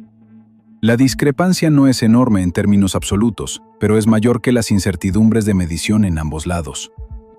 Ambos equipos han revisado su trabajo repetidamente. Múltiples grupos independientes han realizado las mediciones utilizando diferentes métodos y la discrepancia persiste. Esto es importante para las distancias intergalácticas porque la constante de Hubble establece la escala para todo. Si la constante de Hubble es ligeramente diferente de lo que pensamos, entonces cada distancia que calculamos usando el corrimiento al rojo está ligeramente desviada. Las distancias entre galaxias, el tamaño de la red cósmica, el radio del universo observable, todo esto depende de la constante de Hubble. Lo más probable es que la resolución requiera alguna física nueva, algo en nuestro modelo del universo temprano que no está del todo bien, algo sobre cómo se comporta la energía oscura que no hemos entendido, o quizás un nuevo tipo de energía o materia que estuvo presente en el universo temprano y que desde entonces se ha vuelto irrelevante. Cualquiera que sea la respuesta, la tensión de Hubble es una de las preguntas más debatidas activamente en cosmología en este momento. Es una señal de que nuestra comprensión de las distancias entre galaxias, por buena que sea, aún no está completa. El vacío intergaláctico oculta cosas. Esconde la luz, la absorbe, la desplaza al rojo, la dispersa. Esconde la historia de las galaxias en nubes de gas que bloquean la radiación ultravioleta. Esconde la verdadera naturaleza de la materia oscura y la energía oscura en efectos gravitacionales que podemos medir pero no explicar. Y esconde la respuesta a una de las preguntas más profundas que podemos hacer. ¿Cómo se formaron las primeras galaxias? Porque antes de que existieran las distancias intergalácticas, antes de que existiera una red cósmica, antes de que existieran galaxias, el universo era uniforme, casi perfectamente uniforme. 380.000 años después del Big Bang, el universo era un plasma caliente y denso. Los protones y los electrones tenían demasiada energía para combinarse en átomos neutros. La luz no podía viajar libremente. El universo era opaco como el interior de una estrella. Luego, a medida que el universo se expandía y enfriaba, los protones y los electrones se recombinaron. Se formaron átomos de hidrógeno neutro. Y de repente, por primera vez, la luz pudo viajar. El universo se volvió transparente. Los fotones que habían quedado atrapados en el plasma fueron liberados, inundando en todas direcciones. Esos fotones son el fondo cósmico de microondas. El resplandor que aún detectamos hoy, estirado por miles de millones de años de expansión hasta la parte de microondas del espectro. Después de la recombinación, el universo entró en lo que los cosmólogos llaman la Edad Oscura. No había estrellas, ni galaxias, ni fuentes de luz de ningún tipo, excepto el resplandor menguante del fondo cósmico de microondas. El universo estaba lleno de gas de hidrógeno y helio, ligeramente aglutinado por las fluctuaciones de densidad que habían sido sembradas por la inflación. La gravedad atrajo lentamente las regiones más densas. Durante decenas de millones de años, las primeras nubes sobredensas se contrajeron. El gas en su interior se calentó al comprimirse. Finalmente, en los puntos más densos, las temperaturas y presiones se volvieron lo suficientemente altas como para que se encendiera la fusión nuclear. Las primeras estrellas se encendieron. Estas primeras estrellas eran diferentes a todo lo que existe hoy. Se llaman estrellas de población 3 y eran masivas. Algunas podrían haber tenido cientos de veces la masa del Sol. Brillaron intensamente y brevemente, agotando su combustible de hidrógeno en solo unos pocos millones de años antes de colapsar y explotar como supernovas. Pero incluso esa breve existencia fue transformadora. Fueron las primeras fuentes de luz en el universo. Los primeros reactores de fusión, las primeras fábricas de elementos pesados más allá del hidrógeno y el helio. Los elementos pesados que dispersaron en el espacio en sus muertes sembraron la siguiente generación de estrellas y, finalmente, los planetas y la vida. El universo no fue el mismo después de que se encendieron esas primeras estrellas. Los fotones que produjeron fueron lo suficientemente energéticos como para ionizar el hidrógeno neutro en el gas circundante.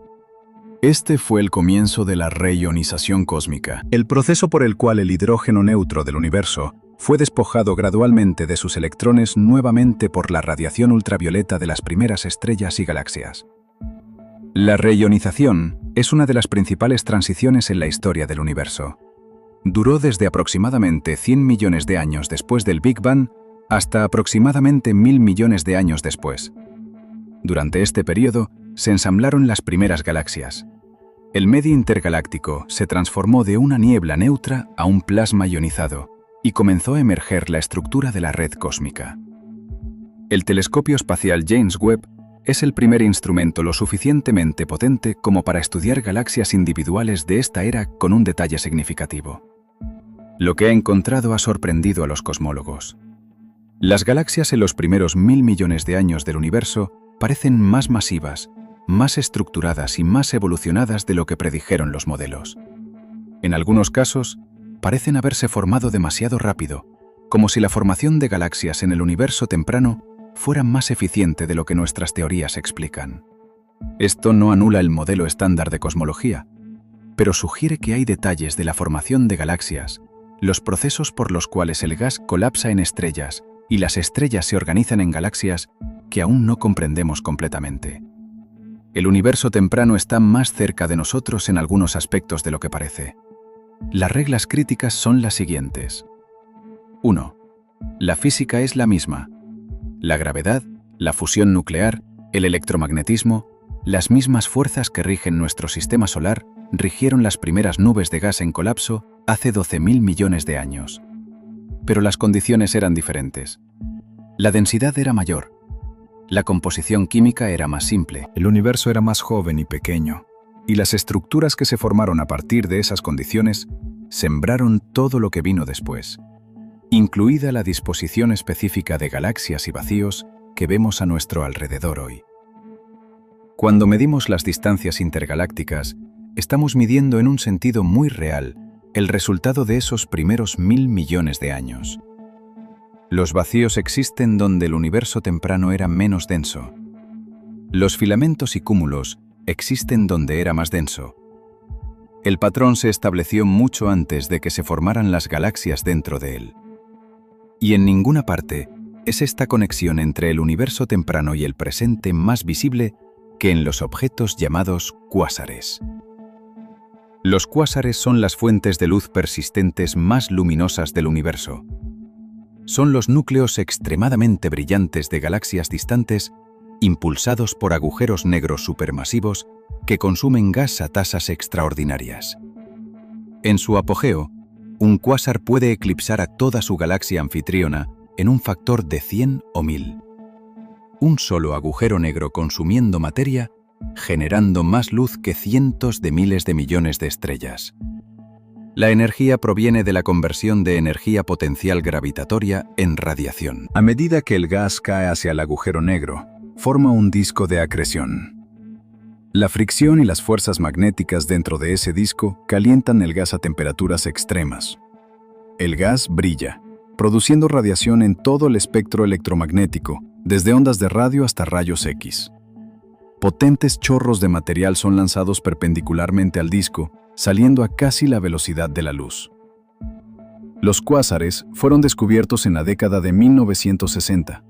Al principio, aparecieron como fuentes de radio puntuales en el cielo, pareciéndose superficialmente a estrellas, pero teniendo espectros extremadamente inusuales. Cuando los astrónomos midieron sus desplazamientos al rojo, los encontraron a distancias extraordinarias. Algunos de los primeros cuásares identificados estaban a miles de millones de años luz de distancia, su luz habiendo cruzado vastas distancias intergalácticas para llegar a nosotros. El hecho de que los cuásares sean lo suficientemente brillantes como para ser visibles a miles de millones de años luz de distancia, los convierte en sondas invaluables del medio intergaláctico. Su luz atraviesa innumerables nubes de gas en su camino hacia nosotros. Cada nube deja su firma en el espectro del cuásar. El bosque Lyman alfa, ese registro de absorción de hidrógeno que discutimos anteriormente, se identificó y estudió por primera vez en los espectros de los cuásares. Cada cuásar brillante es, en efecto, un faro que ilumina una columna del medio intergaláctico que se extiende desde el cuásar hasta nuestros telescopios. Podemos leer esa columna como un código de barras. Los cuásares también están concentrados en el universo temprano. Los cuásares más potentes eran más comunes hace aproximadamente 10 a 12.000 millones de años, cuando el universo era mucho más joven y los agujeros negros supermasivos que los impulsaban consumían material a sus tasas máximas. Hoy en día, esos mismos agujeros negros han consumido la mayor parte del gas disponible. Se han calmado. La era de los cuásares ha terminado en gran medida. Los agujeros negros todavía existen, acechando en los centros de las galaxias. Sagitario A, el agujero negro supermasivo en el centro de nuestra propia galaxia, probablemente fue un cuásar en el pasado distante. Hoy está casi completamente inactivo, consumiendo ocasionalmente pequeñas cantidades de gas, pero es una pequeña sombra de los motores luminosos que brillaron en el universo temprano. Los cuásares del universo temprano representan un tiempo en el que las distancias intergalácticas que ahora navegamos estaban llenas de más actividad, más radiación, más gas caliente y eventos más violentos que la relativa calma que vemos a nuestro alrededor hoy. El universo se ha calmado. La tasa de formación estelar ha estado disminuyendo durante aproximadamente 10.000 millones de años. La tasa de fusiones de galaxias se ha estado desacelerando. El universo está envejeciendo. No se ha ido. No está muerto, pero ha pasado su juventud más activa y violenta. La época de los grandes cuásares, de las masivas explosiones de formación estelar, de las fusiones galácticas más dramáticas, ha quedado en su mayor parte atrás. Lo que queda es un cosmos más tranquilo y antiguo. Sus estructuras en su lugar, sus galaxias continúan envejeciendo y evolucionando, pero a un ritmo más suave. Los vacíos intergalácticos son ahora más profundos y vacíos que en el universo primitivo. La energía oscura los ha estado expandiendo durante miles de millones de años. Los filamentos están más definidos. Los cúmulos son más masivos, habiendo acumulado material a lo largo del tiempo cósmico. La arquitectura de la red cósmica es, en un sentido real, más madura ahora de lo que jamás ha sido. Pero no ha terminado. Los cúmulos de galaxias continúan creciendo. El cúmulo de Virgo, por ejemplo, todavía está acumulando material de la región circundante. Su gravedad está atrayendo grupos más pequeños y galaxias individuales del supercúmulo de Virgo más grande. En el futuro lejano, antes de que la energía oscura se haya vuelto lo suficientemente fuerte como para detener toda acreción, el cúmulo de Virgo habrá consumido gran parte de la población galáctica circundante. Lo mismo está sucediendo en otros cúmulos a lo largo de la red cósmica. La gravedad todavía está ganando la batalla local, mientras que la energía oscura gana la global. Dentro de los cúmulos gravitacionalmente ligados, la materia continúa uniéndose. Fuera de esos cúmulos, las distancias continúan creciendo. El universo se está uniendo simultáneamente en islas y se está separando a través de los océanos entre ellas. Vale la pena pensar en lo que significa que podamos observar todo esto. La luz de las galaxias más distantes que el telescopio espacial James Webb ha detectado salió de su fuente cuando el universo tenía solo unos 300 millones de años. Esa luz ha estado viajando durante más de 13.000 millones de años. En ese tiempo, ha cruzado distancias que han crecido a medida que el universo se expandía alrededor de los fotones viajeros. El fotón no tenía conciencia del viaje. No llevaba ningún recuerdo de su fuente.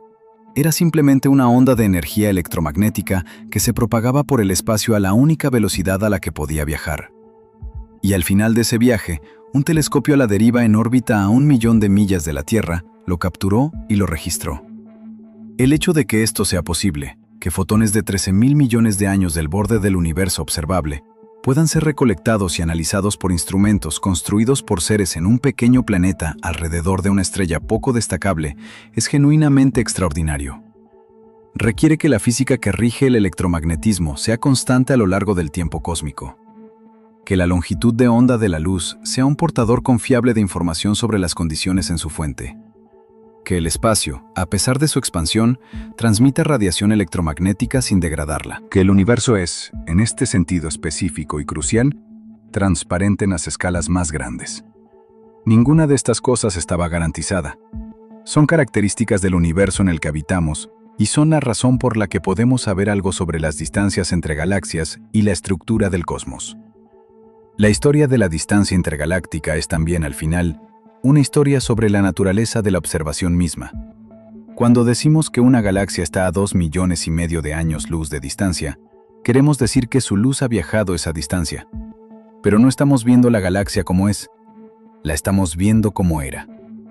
La Andrómeda que vemos esta noche es Andrómeda hace 2,5 millones de años. Para las galaxias más distantes que observa el telescopio espacial James Webb, estamos viendo esas galaxias como eran hace más de 13,000 millones de años.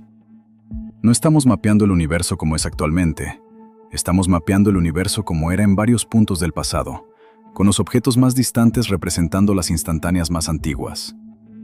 La red cósmica que vemos a nuestro alrededor no es una imagen del presente, es un registro tridimensional de la historia cósmica, con la distancia sirviendo como una especie de eje temporal.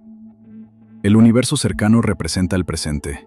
Las distancias intermedias representan unos pocos miles de millones de años atrás. Las galaxias observables más distantes representan la infancia del universo. El fondo cósmico de microondas, en el borde mismo de nuestro alcance observacional, representa el universo antes de que existieran galaxias. De esta manera, las distancias intergalácticas entre nosotros y los objetos remotos no son solo separaciones espaciales, son temporales. Cuando mapeamos la distribución de galaxias a lo largo de miles de millones de años luz, estamos mapeando simultáneamente miles de millones de años de historia cósmica. El hecho de que podamos hacer esto, que la luz de esas antiguas galaxias distantes haya sobrevivido lo suficiente como para ser captada por telescopios en la Tierra, es uno de los hechos más afortunados y extraños sobre nuestra posición en el cosmos. Damos la casualidad de existir en un momento en que el universo es lo suficientemente viejo como para haber formado una estructura rica, pero lo suficientemente joven como para que la mayor parte del universo observable todavía sea visible. Damos la casualidad de estar hechos de átomos que pueden formar cerebros capaces de hacer preguntas sobre la estructura del espacio. Damos la casualidad de estar en un planeta con un cielo lo suficientemente despejado y un clima lo suficientemente estable como para permitir que se acumulen siglos de observación astronómica. Ninguna de estas son certezas, son circunstancias.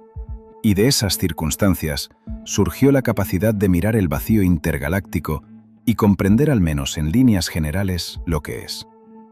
Entre todas las cosas que viajan a través del espacio intergaláctico, lo más silenciosamente notable pueden ser la información misma. No los fotones como objetos físicos, sino lo que transportan. Un fotón de una estrella distante transporta información sobre la temperatura, composición y movimiento de esa estrella. Un fotón del disco de acreción de un cuásar transporta información sobre la masa de un agujero negro a miles de millones de años luz de distancia. El patrón de absorción en el espectro de un cuásar transporta información sobre cada nube de gas intergaláctico a lo largo de la línea de visión. El fondo cósmico de microondas transporta información sobre el estado del universo 380.000 años después del Big Bang. Toda esta información ha estado viajando a través del vacío intergaláctico durante miles de millones de años. Toda llegó lo suficientemente intacta como para ser leída. El vacío intergaláctico no es solo un obstáculo, es un medio de transmisión. El entorno más grande, vacío y hostil imaginable. Y sin embargo, transporta información a través de escalas que no podemos concebir por completo, a través de tiempos que superan muchas veces la edad de la Tierra, y entrega esa información a la superficie de un pequeño planeta donde mentes curiosas esperan recibirla. Ese es el vacío intergaláctico. Esa es la distancia entre galaxias. No solo ausencia, no solo vacío, sino espacio que preserva, que transmite, que conecta incluso a través de las separaciones más incomprensibles que el universo tiene para ofrecer. Ahora, volvamos a la imagen completa y ensamblémosla claramente. Vivimos en la Vía Láctea, una galaxia espiral de aproximadamente 100.000 años luz de diámetro, una de las aproximadamente 80 galaxias del Grupo Local, que abarca unos 10 millones de años luz. El Grupo Local se encuentra en las afueras del supercúmulo de Virgo, que abarca unos 110 millones de años luz. El supercúmulo de Virgo es un componente de la Niaquea, que abarca aproximadamente 500 millones de años luz. La Niaquea es un solo nodo en la red cósmica rodeado por otros supercúmulos y separado de ellos por vacíos. El vacío KBC, dentro del cual se encuentra nuestro grupo local, tiene aproximadamente 2.000 millones de años luz de diámetro. Más allá de los vacíos y filamentos que nos rodean, la red cósmica continúa hasta los límites del universo observable, a 46.500 millones de años luz de distancia. Dentro de esa esfera, se estima que hay 2 billones de galaxias. La gran mayoría del volumen está vacío. La red cósmica, con todos sus espectaculares filamentos y cúmulos, ocupa aproximadamente el 20% del volumen del universo. El 80% restante es vacío. Este es el verdadero carácter del espacio intergaláctico. No un mar uniforme de galaxias escasamente dispersas, no una distribución uniforme de materia. Una red con nodos e hilos que ocupan una fracción del espacio total y un vacío enorme que llena la mayor parte de todo. Y ese universo observable no es el universo entero. Es meramente la parte desde la cual la luz ha tenido tiempo de alcanzarnos en 13,8 mil millones de años. El universo real se extiende más allá de ese horizonte. Puede ser vastamente más grande de lo que podemos ver. Puede ser efectivamente infinito. No hay un borde que conozcamos, ni un muro, ni una frontera, solo más espacio, más galaxias, más filamentos y vacíos que se desvanecen más allá de nuestro horizonte cósmico, hacia una región que siempre estará para siempre fuera de nuestro alcance. La escala de ello es imposible de imaginar por completo. Eso siempre ha sido cierto. Las distancias entre galaxias excedieron la comprensión humana en el momento en que entendimos que existían. No se volvieron más imaginables a medida que las medimos mejor. Se volvieron más precisamente conocidas y más honestamente inimaginables. Hay una diferencia entre conocer un número y sentir su escala.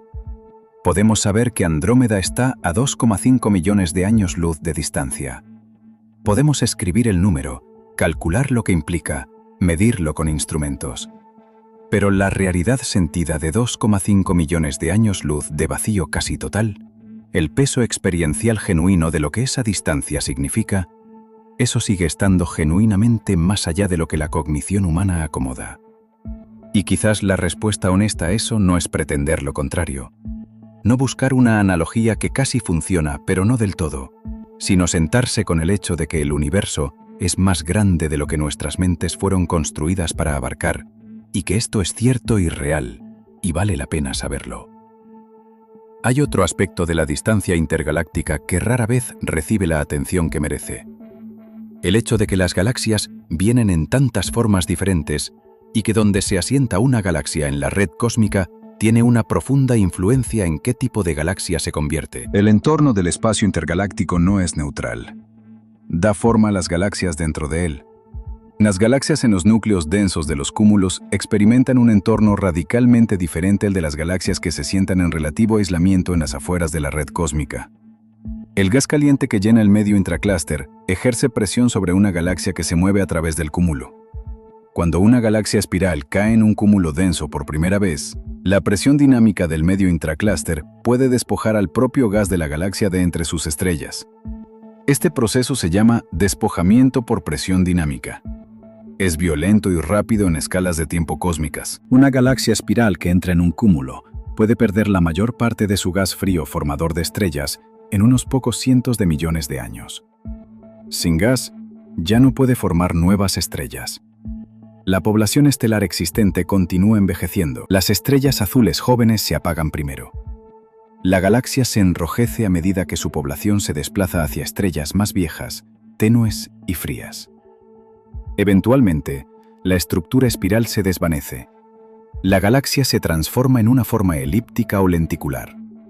Las espirales que vemos en entornos aislados son los mismos objetos básicos que muchas de las elípticas rojas que vemos en cúmulos densos. La diferencia es el entorno. La diferencia es dónde en la red cósmica cayó la galaxia. Una galaxia que se formó en un filamento tranquilo, lejos de cualquier cúmulo, retuvo su gas, continuó formando estrellas, mantuvo su estructura espiral durante miles de millones de años. Una galaxia que cayó en un cúmulo denso, tuvo ese mismo gas despojado y se convirtió en algo diferente. La distancia intergaláctica no es solo un separador, es un contexto. Determina en qué tipo de entorno gravitacional vive una galaxia, qué interacciones experimenta, cuánto tiempo tiene acceso al gas que necesita para seguir creciendo. Es por eso que las galaxias más aisladas, aquellas que se encuentran en los vacíos más profundos, a menudo todavía están formando estrellas activamente. Nunca han caído en un cúmulo. Nunca han tenido su gas despojado. Son, en cierto sentido, las más jóvenes de las viejas. Se formaron al principio de la historia del universo, pero han continuado desarrollándose desde entonces, protegidas de la violenta transformación que trae la membresía en un cúmulo. Los vacíos no están simplemente vacíos. Son para las galaxias dentro de ellas una especie de refugio. Un lugar donde el ritmo del cambio es más lento. Donde las galaxias pueden evolucionar tranquilamente durante miles de millones de años sin las interrupciones dramáticas de las fusiones o la lenta estrangulación del despojo por presión de ariete. Los vacíos de la red cósmica contienen galaxias que son, en algunos aspectos, más prístinas que las galaxias que viven en entornos más densos. Las galaxias dentro de los vacíos también son físicamente más pequeñas en promedio. Sin la afluencia constante de material de filamentos densos, sin fusiones importantes que suministren nuevo material y desencadenen la formación de estrellas, las galaxias de los vacíos crecen más lentamente. Contienen menos estrellas, son más tenues. Muchas solo son detectables con instrumentos modernos lo suficientemente sensibles como para encontrar los brillos superficiales más tenues. Algunas de las galaxias más pequeñas y aisladas del universo observable se encuentran en los vacíos más profundos. Son las supervivientes. Las galaxias que casualmente se forman en regiones que la red cósmica pasó de largo. Ahora, algunas de las estructuras más espectaculares del universo se encuentran no en los vacíos, sino en las intersecciones, los lugares donde se encuentran múltiples filamentos de la red cósmica. Estos nodos son los sitios de los cúmulos de galaxias más masivos. El cúmulo de Coma se encuentra a unos 320 millones de años luz de distancia. Contiene más de 1000 galaxias, la mayoría de ellas elípticas y lenticulares, ya transformadas por su denso entorno. La masa total del cúmulo de Coma es enorme, varios cientos de billones de veces la masa del Sol. La mayor parte de esa masa es materia oscura, aproximadamente el 80%. El resto se divide entre el gas caliente intraclúster y las estrellas visibles en las propias galaxias. El cúmulo de Coma fue uno de los primeros lugares donde se reconoció la evidencia de la materia oscura. En la década de 1930, el astrónomo suizo Fritz Zwicky estudió las velocidades de las galaxias dentro del cúmulo de Coma y descubrió que se movían demasiado rápido. La masa visible del cúmulo no era suficiente para proporcionar la fuerza gravitacional necesaria para mantener unidas las galaxias. Deberían haberse dispersado hace mucho tiempo. Zwicky concluyó que debe haber enormes cantidades de materia que no podíamos ver manteniendo el cúmulo unido gravitacionalmente. Lo llamó materia oscura. Su conclusión fue en gran medida ignorada durante décadas. Se necesitó el trabajo de Vera Rubin en la década de 1970, midiendo las curvas de rotación de galaxias espirales individuales, para proporcionar la evidencia observacional más convincente que finalmente convenció a la comunidad astronómica. Pero Zwicky tenía razón. El cúmulo de Coma y todos los demás cúmulos de galaxias están incrustados en un enorme halo de materia oscura. El halo de materia oscura es lo que mantiene unido el cúmulo. Fue la materia oscura la que colapsó primero, formando el pozo gravitacional en el que cayeron el gas y finalmente las galaxias. Si de alguna manera pudieras hacer visible la materia oscura, la red cósmica se vería aún más espectacular de lo que ya es. Los filamentos de materia oscura se extienden mucho más allá de los filamentos de galaxias visibles. Los halos de materia oscura alrededor de los cúmulos son mucho más grandes que las galaxias brillantes en sus centros.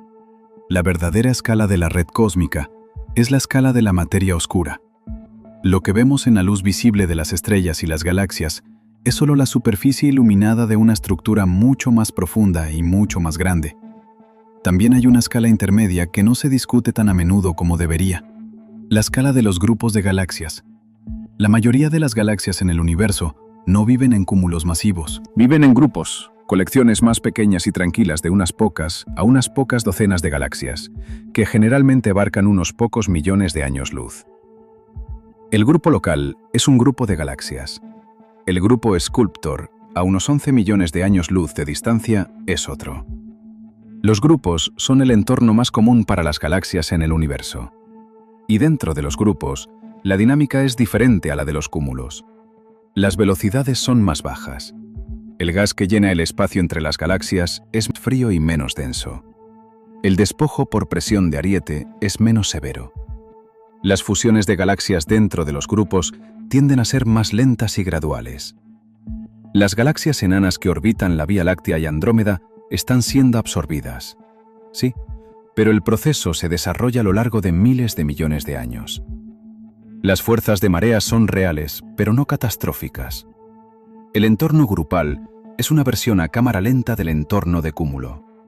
Y las distancias intergalácticas dentro de un grupo, unos pocos cientos de miles a unos pocos millones de años luz entre los miembros principales, son el tipo de distancias donde se desarrollará el futuro de nuestra galaxia. La Vía Láctea y Andrómeda no se encontrarán con un cúmulo denso. Se fusionarán entre sí, consumiendo los miembros más pequeños del grupo local durante los próximos miles de millones de años, y luego existirán en relativo aislamiento mientras el resto del universo se expande. Las distancias intergalácticas más allá de nuestro grupo local continuarán creciendo. El cúmulo de Virgo se alejará de nosotros, y la galaxia Vía Láctea fusionada eventualmente flotará en un universo que, visto desde cualquier telescopio dentro de él, contendrá solo una única isla de estrellas. El futuro de la distancia intergaláctica es el aislamiento.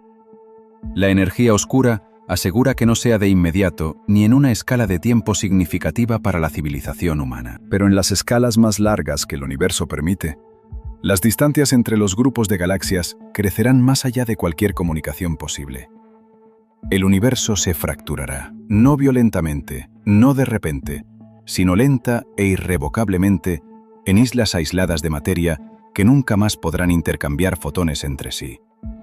Y, sin embargo, incluso en ese aislamiento final, algo de la historia del universo persistirá. Los átomos que se formaron en las primeras estrellas, dispersados por supernovas, acumulados en galaxias, incorporados en planetas y finalmente en seres vivos. Esos átomos no van a ninguna parte. Son parte de las estructuras que se formen a lo largo de las inmensas escalas de tiempo del futuro. El universo no olvida nada, solo lo esparce. También deberíamos dedicar un momento a lo que se está aprendiendo activamente en este momento, porque la historia del espacio intergaláctico no está completa. El telescopio espacial Euclid, lanzado en 2023, está mapeando la forma y la distribución de miles de millones de galaxias a lo largo de miles de millones de años luz. Sus objetivos principales son comprender la energía oscura y la materia oscura, midiendo la geometría de la red cósmica con una precisión extraordinaria. La encuesta Legacy Survey of Space and Time del Observatorio Vera C. Rubin, que entrará en funcionamiento a mediados de la década de 2020, fotografiará todo el cielo austral accesible repetidamente, construyendo el catálogo más grande jamás creado de galaxias y otros objetos cósmicos. El Square Kilometre Array, una instalación de radiotelescopio masiva que se está construyendo en Sudáfrica y Australia, eventualmente detectará el gas de hidrógeno que traza la red cósmica a través de vastas distancias y con un detalle sin precedentes. Estas no son pequeñas actualizaciones al conocimiento existente, son expansiones transformadoras. Cada uno de estos instrumentos verá el universo intergaláctico de maneras que nunca antes lo habíamos visto. Cada uno responderá algunas de nuestras preguntas actuales y casi con certeza planteará nuevas. El futuro de nuestra comprensión de las distancias intergalácticas no es una cuestión de refinar las mediciones existentes. Es una cuestión de descubrimientos genuinamente nuevos. Cosas que actualmente no sabemos que no sabemos. Esa es la naturaleza de la ciencia en la frontera. Volvemos finalmente a esa mancha de luz en el cielo nocturno. Andrómeda, a 2,5 millones de años luz de distancia. Nuestro vecino grande más cercano a través del vacío intergaláctico. Cuando la miras, estás viendo la luz acumulada de aproximadamente 1 billón de estrellas. Estrellas que existen ahora mismo, ardiendo y fusionándose y envejeciendo en su propio vecindario galáctico, sin darse cuenta de su vecino distante que las mira. La luz que llega a tu ojo esta noche salió de Andrómeda hace 2,5 millones de años y cruzó en ese tiempo un abismo de espacio tan vacío que todo el contenido de ese cruce cabría dentro de un dedal, un átomo por metro cúbico, a veces menos. 2,5 millones de años luz de casi nada total. Y sin embargo, aquí está. La luz lo logró. La información sobrevivió al cruce. Los fotones que salieron de las estrellas de Andrómeda hace 2,5 millones de años han llegado. Ese es el extraño milagro en el corazón de la distancia intergaláctica. El espacio es incomprensiblemente grande. Está casi perfectamente vacío. Se está expandiendo, impulsado por una fuerza que no podemos explicar. Está lleno de una red de estructuras cuyo origen se remonta a fluctuaciones cuánticas en el primer instante del universo. Y sin embargo, a través de todo eso, la luz todavía viaja. La información todavía cruza el vacío. El universo todavía se comunica consigo mismo, fotón a fotón, a través de distancias que nuestros cerebros nunca fueron diseñados para comprender. Podemos medir esas distancias. Podemos mapear la red cósmica. Podemos rastrear la historia de la formación de estructuras a lo largo de miles de millones de años de tiempo cósmico. No podemos viajar allí. No podemos enviar nada allí en un marco de tiempo significativo. Pero podemos conocerlo. Y conocerlo en un universo tan vasto, en galaxias tan aisladas, a través de vacíos tan vacíos y distancias tan enormes, es quizás lo más notable en el cosmos observable. Así que la próxima vez que mires a Andrómeda o al débil resplandor del cúmulo de Virgo en un cielo lo suficientemente oscuro, recuerda a través de qué estás mirando. 2,5 millones de años luz, o 50 millones, o miles de millones. Recuerda que el espacio entre esas galaxias no es simplemente un hueco. Es una estructura, un registro, una consecuencia del principio del universo y de las leyes que rigen su evolución. Recuerda que la luz que te llega ha cruzado ese vacío sin ayuda, impulsada solo por la física del electromagnetismo durante más tiempo del que ha existido nuestra especie. Y recuerda que vivimos aquí, en esta pequeña isla gravitacionalmente unida del grupo local, rodeada por un océano de espacio intergaláctico que se extiende en todas direcciones hasta un horizonte de 46,5 mil millones de años luz de distancia. Más allá de ese horizonte, más, siempre más. Una expansión que no se detiene. Un universo que no termina en el borde de lo que podemos ver. Somos pequeños. Nuestra galaxia es pequeña. Nuestro grupo local es pequeño. Pero somos la parte del universo que miró hacia el vacío y comenzó a comprenderlo. Que miró las distancias entre galaxias e intentó seria y persistentemente comprender qué significan esas distancias. Y en ese esfuerzo, en ese acto de medir, calcular y maravillarse, algo genuinamente raro está sucediendo en este rincón del cosmos. Un universo que sabe algo sobre sí mismo. Y en una noche en que el cielo está despejado y la Vía Láctea se arquea sobre nuestras cabezas y Andrómeda cuelga apenas visible a simple vista, eso no es nada. Es a su manera, todo. Buenas noches.